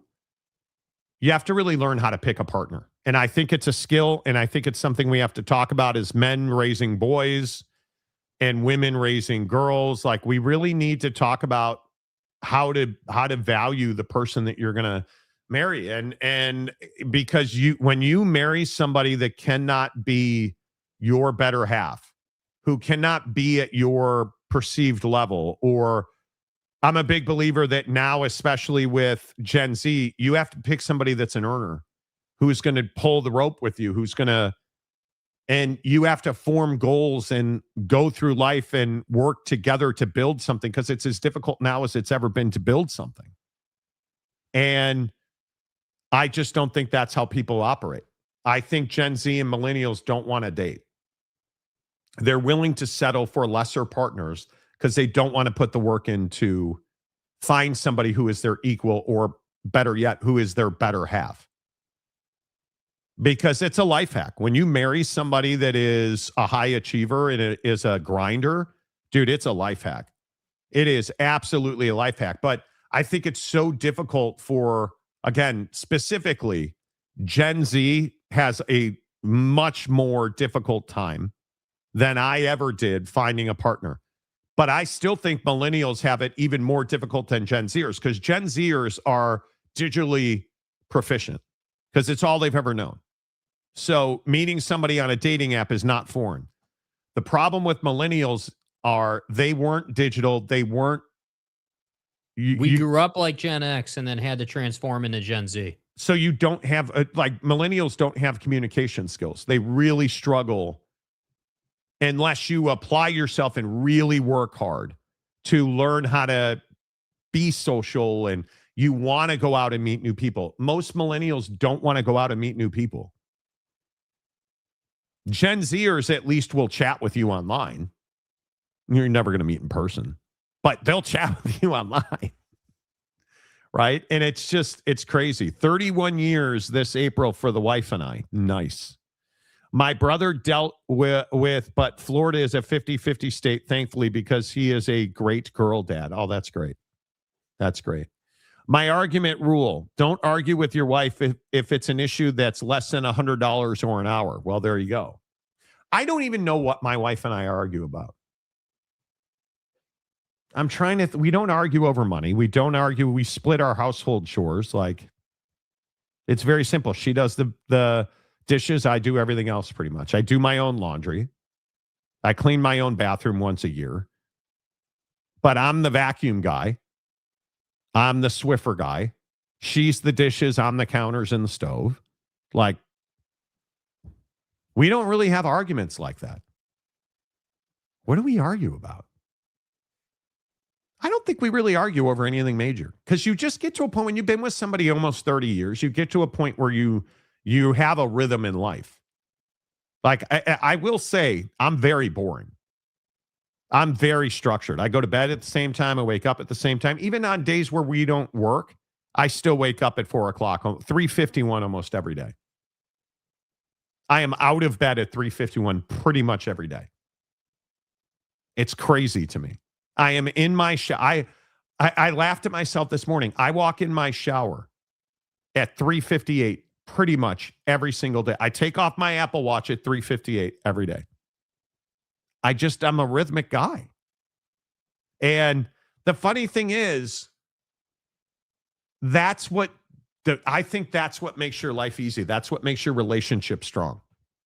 Consistency, rhythm. You know what to expect personality-wise. Yeah, I think that the way I verbalize that is when you have consistency, things that you can rely on in your life. You don't have, like, I don't have to think about what my morning routine is. Like, it is literally so ingrained that my time in the shower is 3:53. That's when I'm getting in the shower 9 days out of 10. And you just I get out of the shower every day. It's typically 4:08 to 4:10. It's that 3-minute window.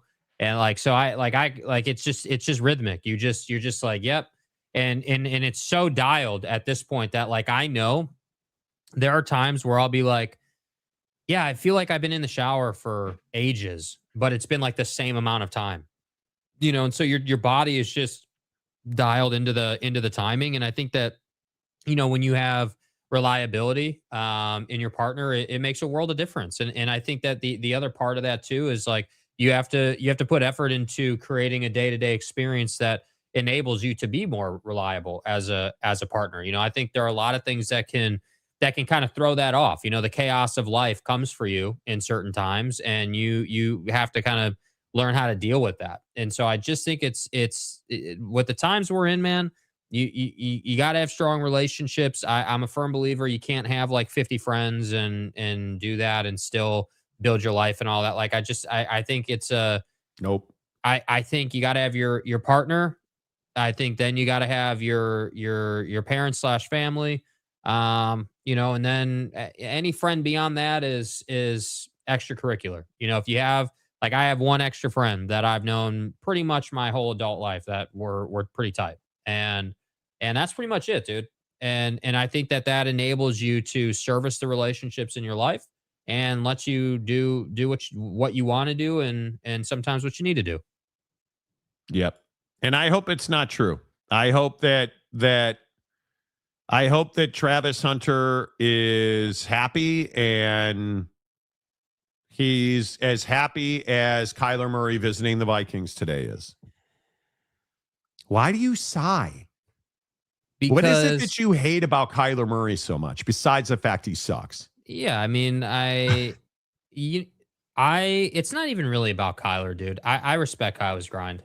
He's an undersized guy. He's done a great job in the league. He's actually not bad. Yeah. Yeah, he doesn't suck. Dude. He's just average. I've never said that he sucks. I think that I think we don't know how good he could be because he's played in Arizona for his whole career. And I think playing in Arizona, I maintain that when you play in Arizona under that current administration, in that organization, or current leadership in that organization, you're hurting your career. You're asking for bad things to happen in your career. I would agree with that. It excites me that he's going to the NFC North. It excites me that he is going to, because I believe this has been cooking for, since he was released, but since it came out that he was going to be released. Yeah, really, since it came out that he was going to be released, these two have been a match made in heaven. And I think that Kyler and KO could be a really, really dynamic duo. They really haven't had a guy that can be mobile and deliver the deep ball to Jefferson ever. I mean, Kirk Cousins was really good at throwing it, but didn't really move a lot. So Kyler, I think, can give them the best of both worlds potentially. I think it could really be a resurrection for him. I think it could be that second opportunity in his career to really go out and make noise and get to the playoffs and have a couple opportunities. So I think it works for both of them. But we'll see. We'll see how that plays out. If the Max Crosby thing taught us anything, it's not done until it's signed, sealed, and delivered. So we'll see what happens. Well, and he has to pass his physical. I think it's the perfect fit. I think the problem is Minnesota is rapidly becoming that NFL team where quarterbacks go to the Vikings as a stopover. It's a stepping point. And the Sam Darnold maturation thing into a Super Bowl champion, I think really showed you that if you get in the right system with the right coach at the right time, you can take your career to the next level. Frankly, it's what I think a guy like Zach Wilson needs. He needs to go work for Kyle Shanahan. You look at Mac Jones. Mac Jones, the backup quarterback in San Francisco. Perfect example. Who shouldn't be a backup anymore. Right? He should start for someone. He's going to be a backup there. Yeah. Which, by the way, he's not opposed to, by the way, either, clearly. No, I think, and it's very smart because there's not a lot of great starting quarterback jobs open right now. Yeah. And I think it's really difficult if you are somebody like Kyler Murray to find the right place.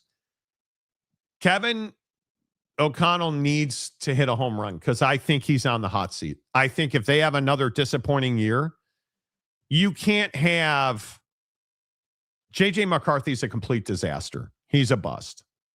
He is not going to be an NFL quarterback. You need to bring in a guy like Kyler Murray who will right the ship at least for a year to bridge you to your next quarterback because you're still trying to replace Kirk Cousins. You're still trying to replace him.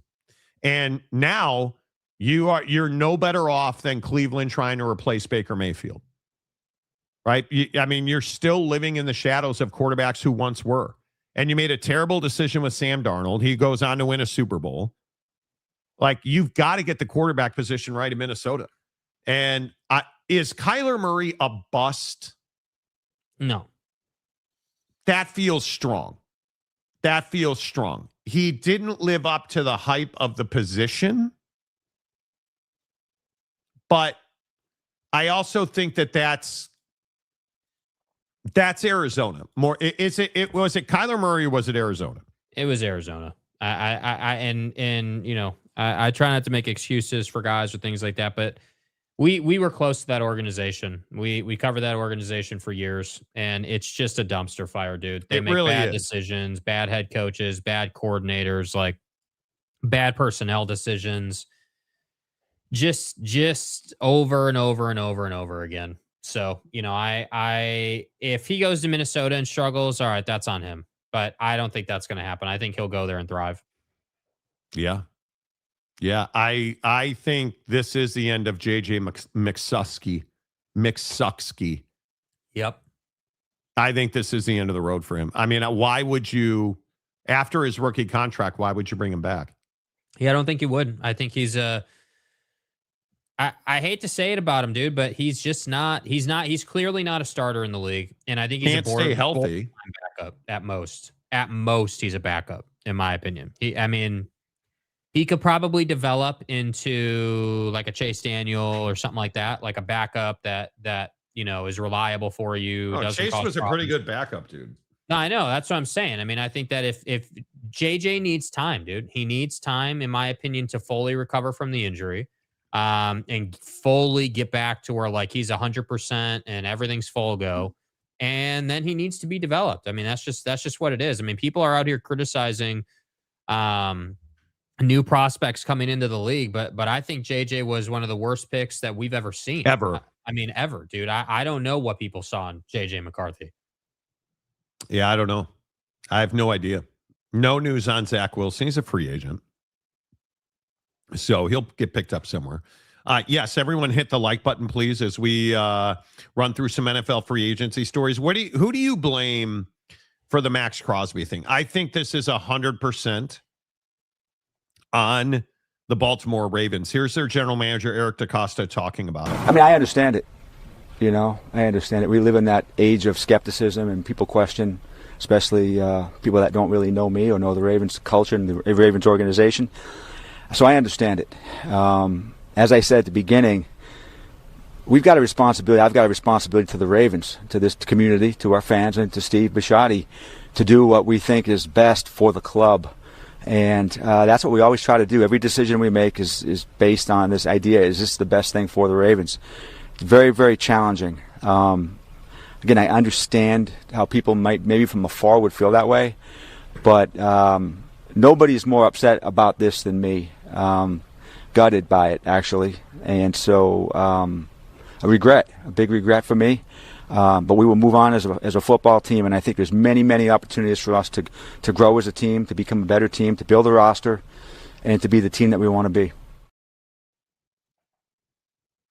I think you're full of crap.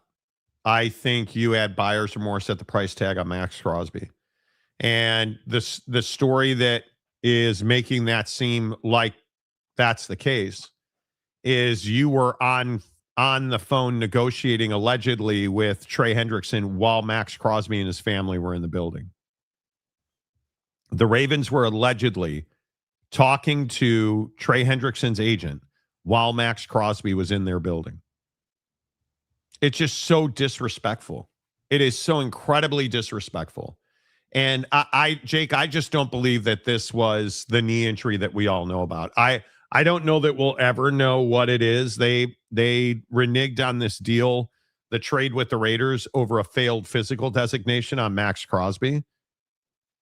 But who will remain with the Raiders, who say they are not going to unload any of their contracts that they just signed with free agents. They're going to honor all of them. And I think it's going to be very interesting to see how we go about it and what the end of the day this comes. Everything happens for a reason, and my guess is the Raiders and Max will be better for having him on that roster. Yeah, I mean, I think that it's, it was never about the knee, dude. The knee was always the cover up. I think that the Ravens, I don't know, dude. I think that the Ravens, in its simplest form, sure, maybe buyer's remorse. In the most complex form, maybe the owner got involved, and didn't like the deal, or clearly something happened, dude. Clearly there was some type of situation that went down that made them change this. And it's unfortunate, because I was actually excited to see Max in Baltimore. I thought that was a really nice match for them. I felt like he could have really done some good things for them. But if it's the problem with the NFL, dude. It's cutthroat. It's as cold-blooded as it gets, dude. Players are not treated as human beings. They're treated as numbers and contracts. And that's the problem, dude. You only, in my opinion, in the NFL, you only start being treated like a human being after you've done something positive for the organization on the football field. Until you do that, there is no loyalty. There is no valuing of one's time. There is no hey, Max is in the building and fully committed to playing for us, but we're still, and so that means we're going to turn Trey down. No, we're going to send Max back to Vegas and let's sign Trey. It's just low cash, dude. And it makes me wonder if all the stuff we heard about the Lamar negotiations was actually true, or if that was only half true, about their willingness to pay him or not willing to pay him, or guarantees, and just all the contractees language around Lamar's contract that we heard in the media.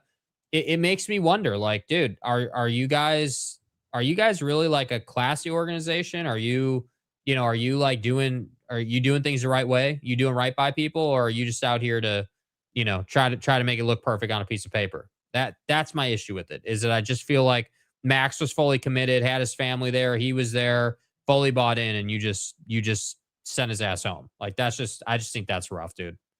Yeah. I would agree with that. Where does Kirk Cousins end up? Because I think, is Kirk Cousins done? I think you have a grouping of quarterbacks that includes Kirk Cousins, Aaron Rodgers, Kyler Murray, who want to keep playing, but how much value, if we look at quarterbacks, Kyler Murray's probably the best available quarterback. Yeah. I think Aaron Rodgers and then Kirk Cousins. And I think it's going to be a minute before Kirk Cousins signs a contract. I could be wrong, but I don't see him. What is he, 38, 39? I don't see him signing somewhere to be a starter. Certainly. I could see him being a backup in a pure pocket passing offense, because the guy's not mobile, right? Right. So, especially after the Achilles. I could see him being a backup in, a similar situation like a Detroit with Jared Goff, right? But how much value do you think he has left? Yeah, I agree. I think he fits in as a backup, clearly. And I don't think there's a lot of openings for starters right now for a guy like him. The value for a quarterback at his age would be that, look at Matthew Stafford. Matthew Stafford's a good comp when you're talking about Kirk Cousins. Stafford has been able to stay relatively healthy, is older, but still getting the job done, still has the arm strength, still can lead, still can do all those little intangibles. And I think that's where Kirk struggles, man. I think he had a hell of a career. Numbers speak for themselves. But he just went to a bad organization. Atlanta is not a good organization, dude. And that was a disaster. Yeah, I think that, Kirk Cousins clearly went there under the guise he'd be the starter. They then made the awful decision to bring in Penix, which I just will never understand. And now you're stuck with Penix and Tua, and Kirk's on the way out. So where does he go? Kirk Cousins is an eye of the beholder kind of quarterback, dude. He needs an organization who believes in him and who feels like, hey, okay, cool. If we put you in here, you're going to be able to work in our system. So if you went to Indy, if you went to, and they just re-signed Daniel Jones. Did you see that, guys? Yeah. Daniel Jones got a multi-year deal in Indy. Yeah, I believe it is the memory serves. It's the richest 2-year guarantee the NFL has ever seen, or something like that. So I mean, it's a really good deal for Danny Dimes. But like, that's where Kirk needs to go. He needs to go somewhere that's got a pocket passing offense that doesn't require him to run around a whole bunch. Go to an organization. I think there's only one spot, dude. I think it's the Raiders. He's got so much guaranteed money. I would have to believe that Kirk Cousins would take a lesser deal for it, especially if you gave him an opportunity to start. The Raiders have spent so much money. I would think he is probably his best last opportunity to start. I would think. Head coach pairing is nice for him too, right? I mean, that works. Yeah. I don't know where, the Vikings obviously are not going to be an option because I don't think they let Kyler Murray leave the building without a contract. Yeah. That would be stupid. But I don't know where you would go here. I mean, if you're the Steelers, you're supposedly bringing back Aaron Rodgers. Do you bring Kirk Cousins as a backup? Maybe. I don't know. Phil Rivers will get another call before Kirk does. Yeah, let's not go that far. Right? Kirk will not get a job offer till the first starter gets hurt or goes to Indy for temp starter if Jones is not ready. Well, maybe. Maybe. Mad Max is now Bad Max. Well, he's going to be Mad Max this year, I can tell you that. With sports, you're not a person, you're a statistic. That's exactly right. That's right. Is there going to be any fallout or compensation for this Max disaster? No, because they didn't break any rules. They have every right to void the trade if he fails their physical. It's as simple as that. When DaCosta took over GM duties from Ozzie, the Ravens have not been the same. I would agree with that. Agreed. Rickety Cricket 69. But Monty, JJ won a natty at Michigan. Nobody recognizes that national championship. Nobody does that. Nobody recognizes that, in my opinion. Right? Like that, to me anyways, I just think it's craziness. Yeah. It's absolute craziness. Yeah. No doubt. So one other quarterback I want to talk about real quick. Tua Tagovailoa has officially been released. What do you make? What do you make of it? Do you think he ever starts in this league again? Oh, I think he'll start in this league again. I think someone will take a flyer on him. A bad organization will bring him in and will take a flyer on him. It's just tough, dude. There are hallmarks in the NFL that you don't break, and drafting a left-handed quarterback is just one you don't do. And I could see having him as a backup. I think that he works well. If it was my team, I could see having him as a backup. Absolutely. You obviously lower his injury risk as a backup. He can step in and hold you over for a couple of games, I would think, especially if you're a team that's got a good offensive line. But I'm certainly not paying him starter money or anything near it, dude. I think that there's not enough spots in the league at the quarterback position to be burning opportunities and wasting money on guys. And I think that we do that too much in the NFL. I do think he will start again. I wouldn't start him, but I do think he'll start again. You do think he'll start again? Oh yeah. I think somebody will give him another opportunity. You watch. It'll be like, the Jets or, again, like some terrible organization will give him another try. They will. They always do. Okay. I would never sign Tua Tagovailoa. I feel like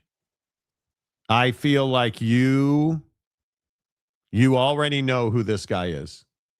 You already know who this guy is. And you know that he's got concussions and he's gotten masses. He's not doing it for the money, right? I think we all recognize he's not doing it for the money.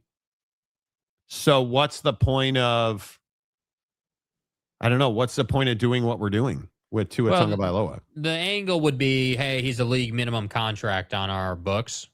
And, that can provide us value for a year. That it's kind of like the NBA vet who gets cut, but his last team's paying him and he can go and sign somewhere for basically no money because he's already been paid. So that to me is the only attractive, the only redeeming quality of signing Tua right now is that, yes, he's shown the ability to push it down the field a little bit, but he's cheap. He's not going to hurt your books. So maybe, if you're one of these teams that likes a quarterback in next year's draft, not this year, but next year, and you need a holdover, maybe that's what you do, But I don't know, bro. I think that the NFL teams make the quarterback position much harder than it needs to be. I think NFL teams get way too lost in the analytics and the stats and all that and talk themselves out of the obvious choices. Like Tua was an Alabama guy. People thought he would be the exception to the rule. People weren't worried about his size. The exception to the rule. And yeah, the exception to the rule that, hey, you don't draft left-handed quarterbacks and you should stay away from undersized quarterbacks, which he is both. And yet here we are, and they have he's been everything that you worry about a left-handed undersized quarterback being.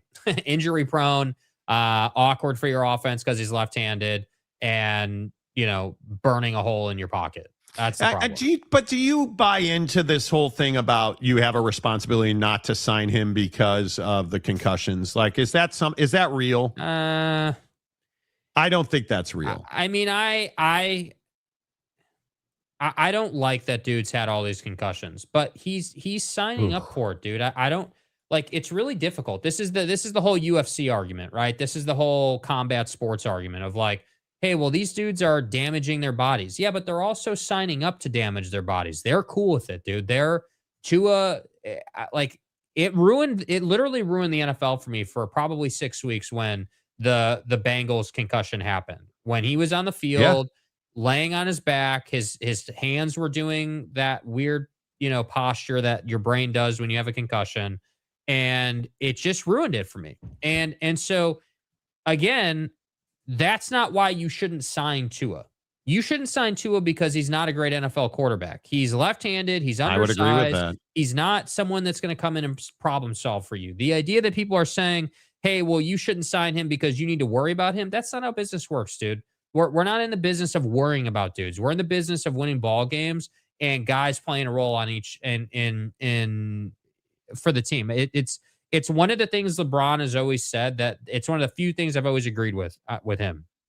Every player on every team has a role. Whether you're the best guy on the team making the money and you're the star, you're playing that role, or you're the last guy on the team, you never see the court, you never talk to the media, you still have a role to play. And you can't sign him to star money when he's not playing that role. Yeah. That's just as simple as it is. To Atlanta definitely sounds like it's happening. It does. Yeah. The Raiders for Cousins on a small 2-year deal would be good so he can mentor and probably start year one for at least a handful of games. Well, and then, you think Fernando Mendoza and his hot aunt are coming to town. So Fernando and Kirk are the same guy, dude. Their style's the same. Like Jesus loves them both. Yeah, 100%. He doesn't love me, but no, he doesn't love you, and he only loves people with MDivs. But ultimately, it is. Good point. It would make a lot of sense. I think the Raiders would make a lot of sense. Yeah. Who is Arizona's quarterback? Well, Jacoby Brissett is their starter. Isn't like Keaton Slovis on that roster? And you can't tell me you're not sticking.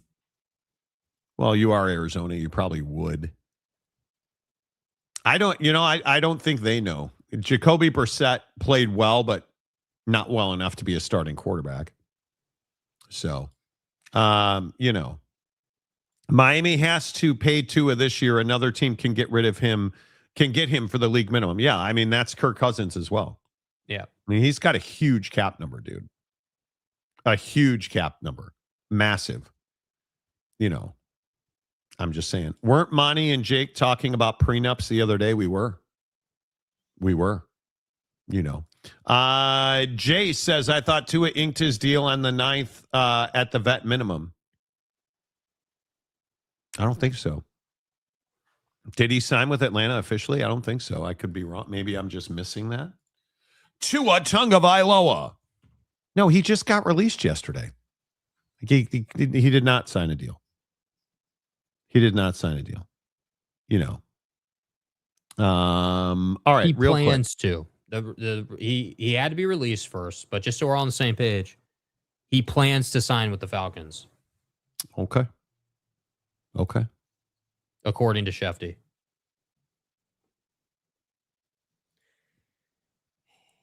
Another day. Yeah, I am for this one, dude. You like this one? I do. So are you aware of this story? This is Tom Brady's alleged new smash factory. Yale Cohen Braun. First of all, hell of a name. Yale, I guess is how it's pronounced. She is a mining heiress, and she used to be married to music mogul Scooter Braun, who famously tried to screw Taylor Swift out of her catalog in that whole fight. But she is now allegedly going deep with Tom Brady. She's running a post route. Mm-hmm. I probably shouldn't do the sexual innuendos with football language, but she's in the gun with Tom Brady, and Tom Brady's under center. Yeah, he's got the formation set up for an empty set. He's going to run in the A gap, running the spread offense. That's for sure. That's his favorite formation with Miss Braun.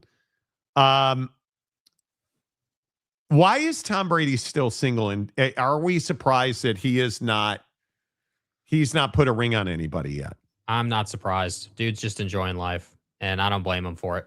I don't blame him one bit. I think that the breakup with Giselle was really rough on him. Jizzy? Rougher than I think anyone knows. I think that the fact that she shacked up with her roller pad bro is a really rough thing. I really hope she did not cheat on Tom Brady. Infidelity is such a nefarious, terribly damaging thing. Yeah. And that she showed up with a loaf of bread in the oven so quick, that means she got pregnant really fast. And he went all black belt on her. Okay. The point is that, yeah, I agree with you. I think Tom and Giselle, there's just no reason that should have ended. Right? It feels I don't like it because she allegedly pushed an ultimatum on him. Right? Hey, me or football. But that's never been that's never been proven. It's never been proven, but that doesn't mean we can't. That doesn't mean it didn't happen, Mommy. Why else would they break up, dude? Why else? It's why we're talking about Travis Hunter. Yeah. So I agree with you. It's alleged. It tracks, dude. It's alleged. There's no evidence of it. I agree, but it does track. And I don't know. Just in my gut, I've always felt like it was weird. Yes, that she got pregnant so fast. But we had been hearing about the rumblings of this for several seasons, dude. This is not. When this all came out, it was hardly surprising, which is why I tend to lean towards, yeah, she wanted him to be home more. She wanted a family life. She wanted to experience that before the kids got too old. And I respect that. But it's not often that I criticize the lady in these situations, but I do. I don't love the way that here comes the criticism. I don't love the way that this went down. And so, no, I'm not surprised that Tom hasn't put a ring on anybody, dude. Enjoy life, dude. Go out and argue with Logan Paul on podcasts and get paid to do it, I'm sure. Like, go out and do all the things you want to do. You're breaking into Hollywood a little bit with your production company and these different things you're doing. And like, I have no problem with it, dude. I do think Tom's asking for a bit of a hard time being in the booth for Fox and also being an owner. I think people don't like that. And I think that potentially could give him some trouble. But I just think if you're Tom Brady, dude, you've got all the money you'll ever need. You're an absolute rock star. You're a legend of the game. Everybody wants to be with you. Like, just enjoy it, man. Enjoy the ride. Sometimes sometimes in life you got to give in a little bit and like kind of go with the flow a little bit. Like, stop fighting it so much. If you were married for X amount of time, that went down the way it went down. Maybe you're not the guy that's married for 50 years, dude. Maybe you should enjoy being a rock star and you should just go enjoy life. Like, I just don't have an issue with it for him. You got to live the way that Big Daddy Magic lives, because he just had a taco pizza for breakfast. Yeah, you won't catch me doing that, bro. You know, Tom Brady completed 1 rep at 225 during the NFL Combine. Yeah.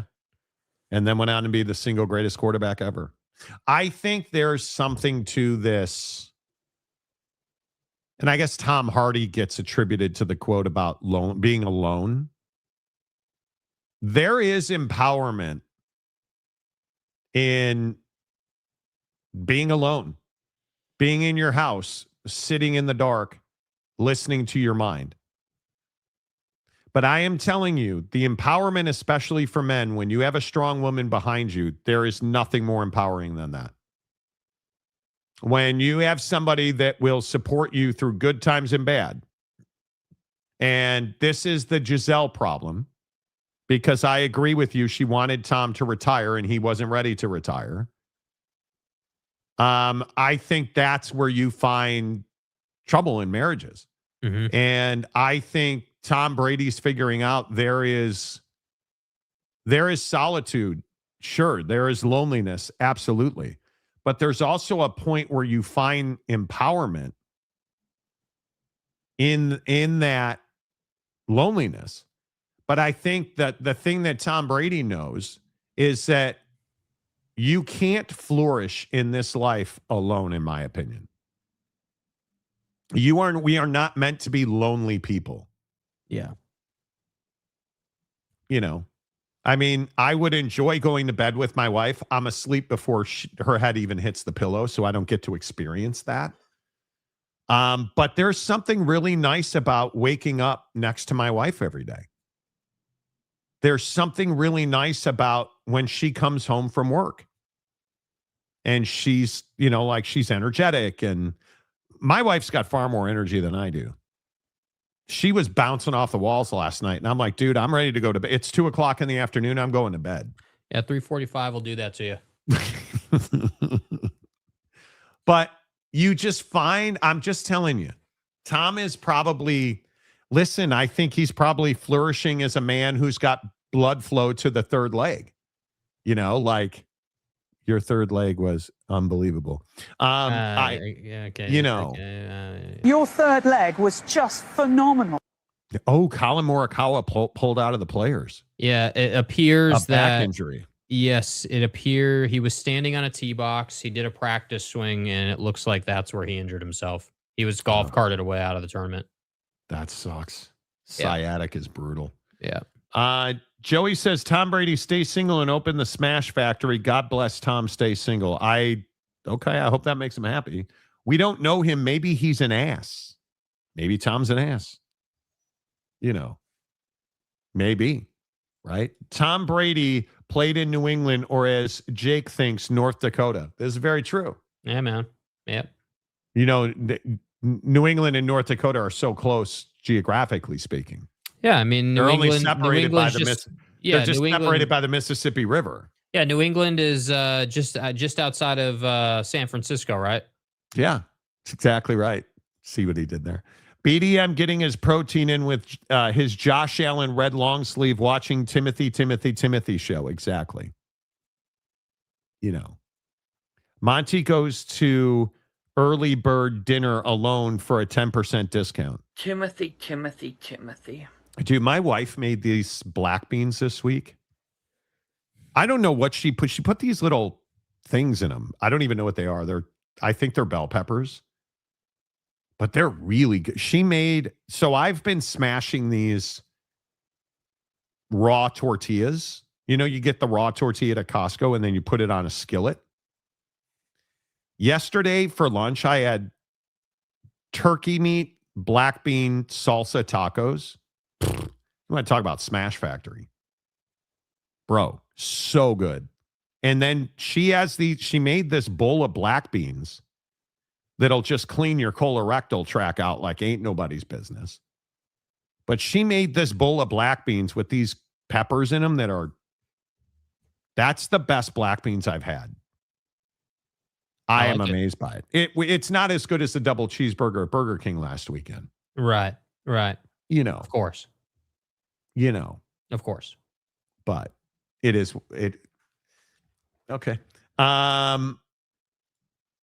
Wait, what? AARP 5% off on tea times at some courses. Monty's almost there. Wow. Okay. I'm a bad judge of character. I used to think Aaron Rodgers was a cool dude. Why is everybody kissing Jake's ass today? Because I feel like that's what this comment is. It's not. Aaron Rodgers is a POS, and we all know it. Okay. Well, I don't disagree with that.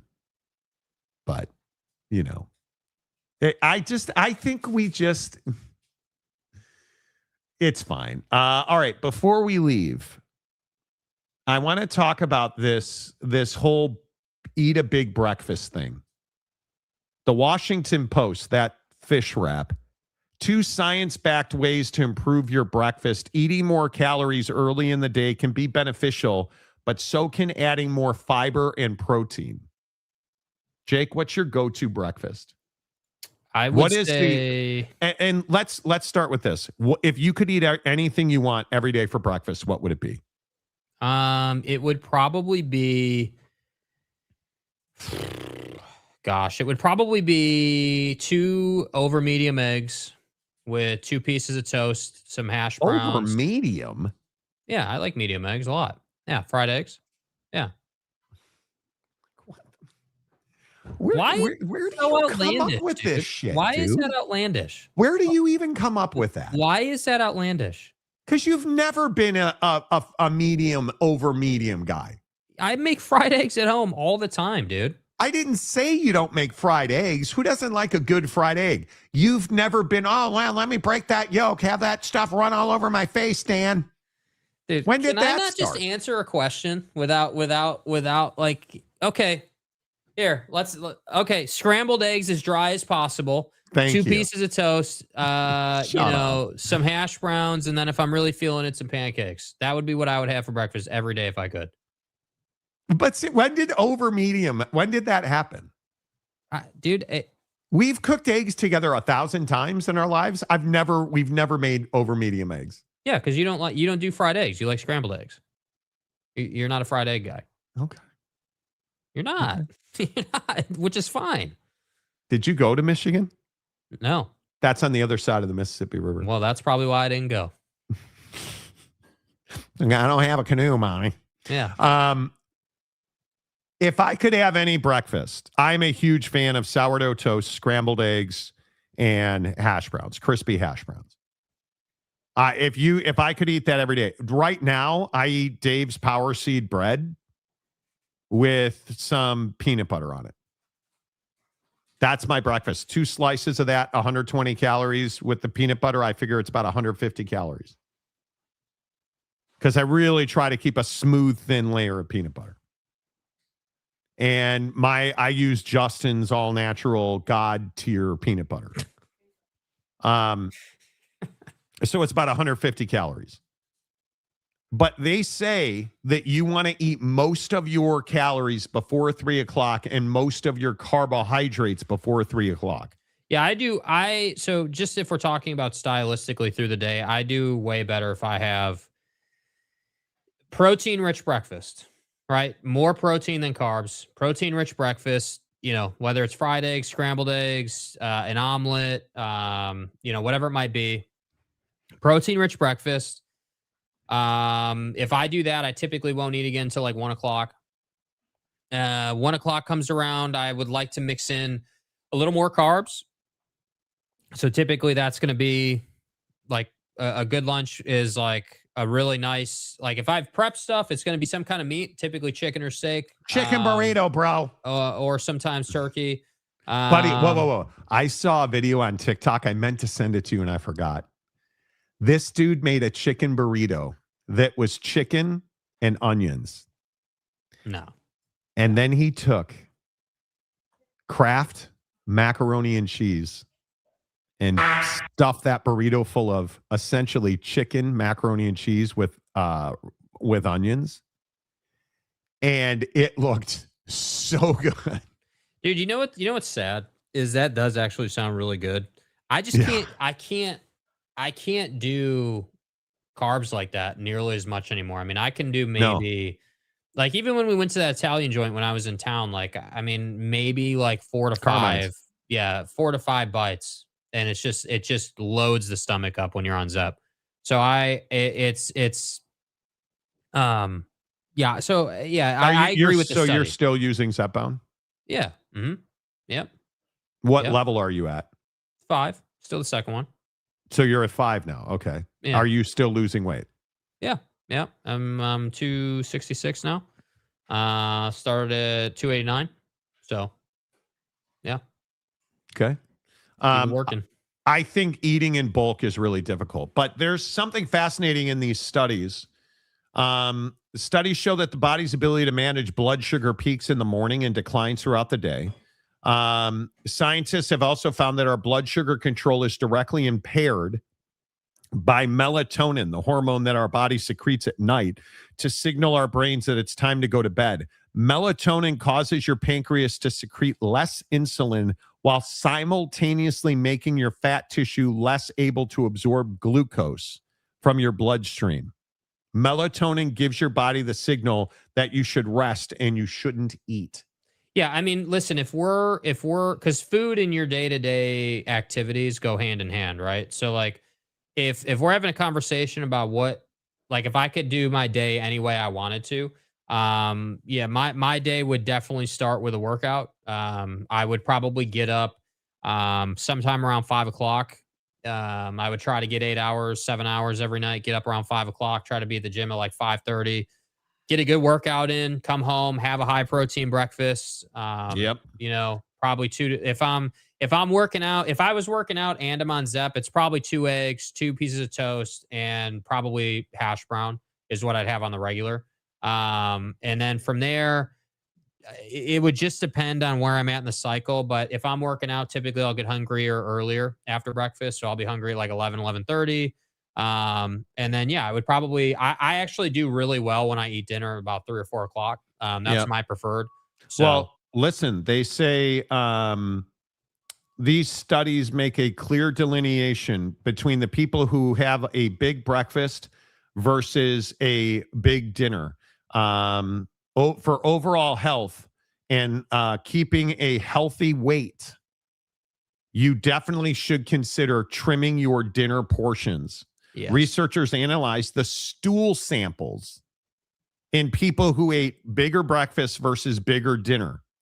They found that the people who ate a high protein, high fiber breakfast had better gut health. They found that high fiber diets had more microbial diversity, which studies have linked to better metabolic health and a superior gut microbiota profile. This includes a greater abundance of beneficial gut microbes that produce butyrate and other short chain fatty acids. Those who in turn ate a larger dinner that was high in protein and usually low in fiber had poor gut health and higher insulin levels in their stool sample. So I'm all about eating bigger meals and having I don't really eat dinner, but this very much says snack on, like they say an ideal nighttime snack is a fibrous vegetable, fruit or vegetable. Mm-hmm. And Mrs. Monty and I usually eat grapes at night. So I feel like there's a lot of things you can do. Yeah, I think that it's the more and more time goes by, the more and more it becomes clear what you need to do to be as healthy as possible, which is it's not fad diets. It's not just these crazy, like, put yourself in a box type workouts. Like if I was giving advice to my 20-year-old self, I would say, like, dude, like, go to the gym in the morning, get your workout in. Don't stress about like having a perfect workout every time. Just go. Like if you're doing chest and tries, go knock out chest and tries. Doesn't have to be perfect. It doesn't need to, like, I'm really big on like not making things more stressful than they need to be in a world that's constantly stressful.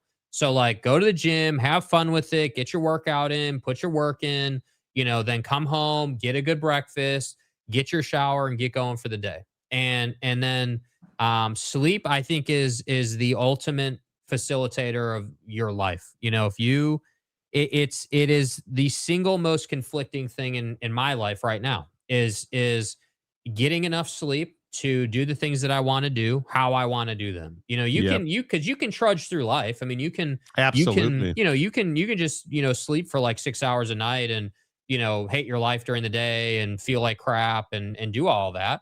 And so I do ponder this, and this is what I always talk about on the show. Is like this show is highly successful. We have smashed the hell out of this show, and we do a great job, in my opinion. But it comes at a price, and I think that in life there are a lot of ways with this health stuff where you have to kind of decide what you're willing to give up and what you're willing to do to achieve those health goals, and that's what's challenging. Is that I know now at my, as I've aged, like what I want my day to look like and how I want it to feel. And like, yes, like what kind of living setup I want to facilitate, how I want to feel. And like, I like those things you begin to learn and pick up on as you age. And I just think it's like, okay, what are you willing to give up? And who are you willing to upset or not upset? Who are like, what are you willing to change and sacrifice? And it's not an easy conversation. So these studies don't surprise me, dude. It's not surprising to me when you think about like how humans operate that, yeah, dude, you fasted for 9 hours, 10 hours in most people's case overnight. Like if you think about, like, let's just say you have dinner at like 5 o'clock, right? Like just an average time, like five. Most people I think would have dinner between 5 and 6 o'clock. Most Americans. Yeah. So if you have dinner at like 5, 6 o'clock, you're not going to eat again until probably like 7 or 8, I would guess, for most people. So you've just fasted for like 10 hours and that's good for you. But what that means is when you wake up, it's now time to feed. It's now time to eat, dude.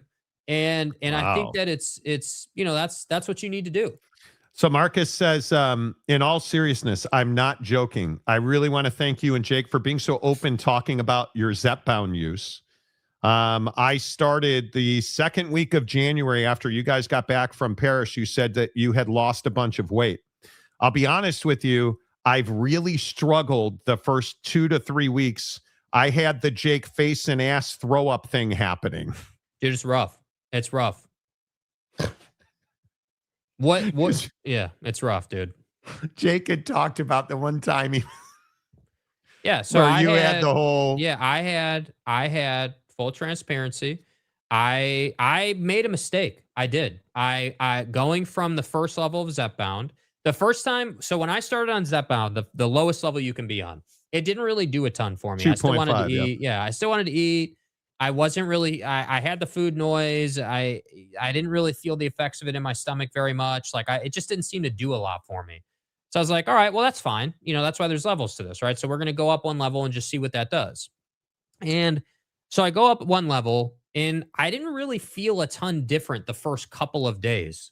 But what I didn't, because I was still new to it, I didn't really understand is that when you go up a level, it takes like probably 3 to 5 days for you to really understand like how you're going to feel on it and like what you can and can't do in terms of food. And so I go up the level, but those first 3 to 4 days I had kind of eaten the same way I was just because I didn't know. And that caught up to me. And it was a Friday morning.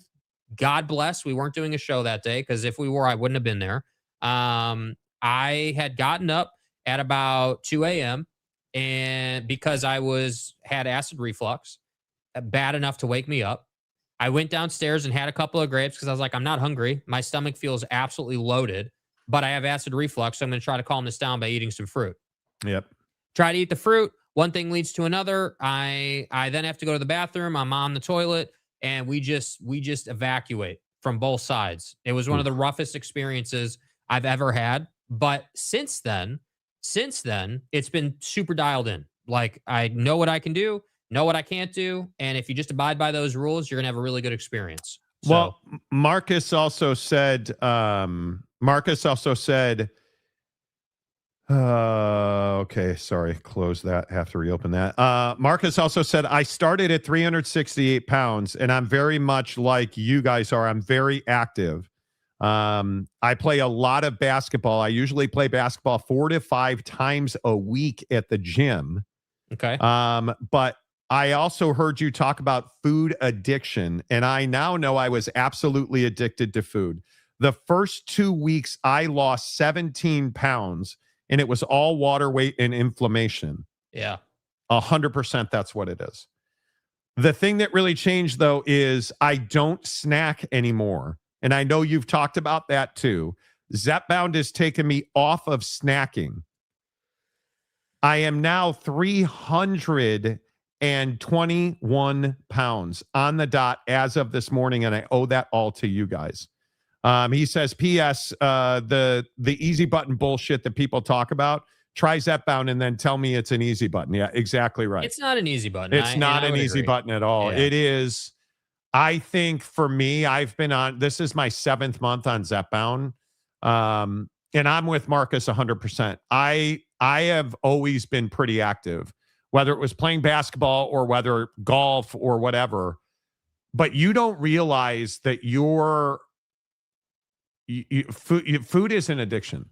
I have no doubt about that. I was absolutely addicted to food. Mm-hmm. Because what you learn, and thankfully I haven't had the gastrointestinal issues that other people have had, or it's not that you eat too much and that's why you're fat. Well, that's physically the issue. The problem is that your mind and your gut don't allow you to eat less because of the way that the chemicals in your system work. So yeah. I don't eat chips. I don't eat sugar. I don't eat candy. I don't eat things like Snickers bars anymore. You just learn how addicted to sugar and bad food you were. That's really what it is. So for me, that's been the biggest change. And you just don't eat in volume anymore. I bet you most days I'm under 2,000 calories easily. Yeah. Yeah. Easily.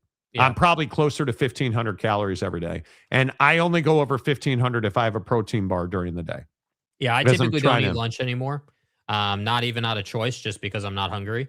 And most days, dinner is some kind of, I've worked hard to make sure that dinner is a high quality whole food. So typically it's going to be like, again, a protein, more protein than carb. Absolutely. So chicken, steak, or turkey. One of those three, almost every night, and like either rice in the Instapot or like I make my dinners every night, and I enjoy doing that, and it helps immensely.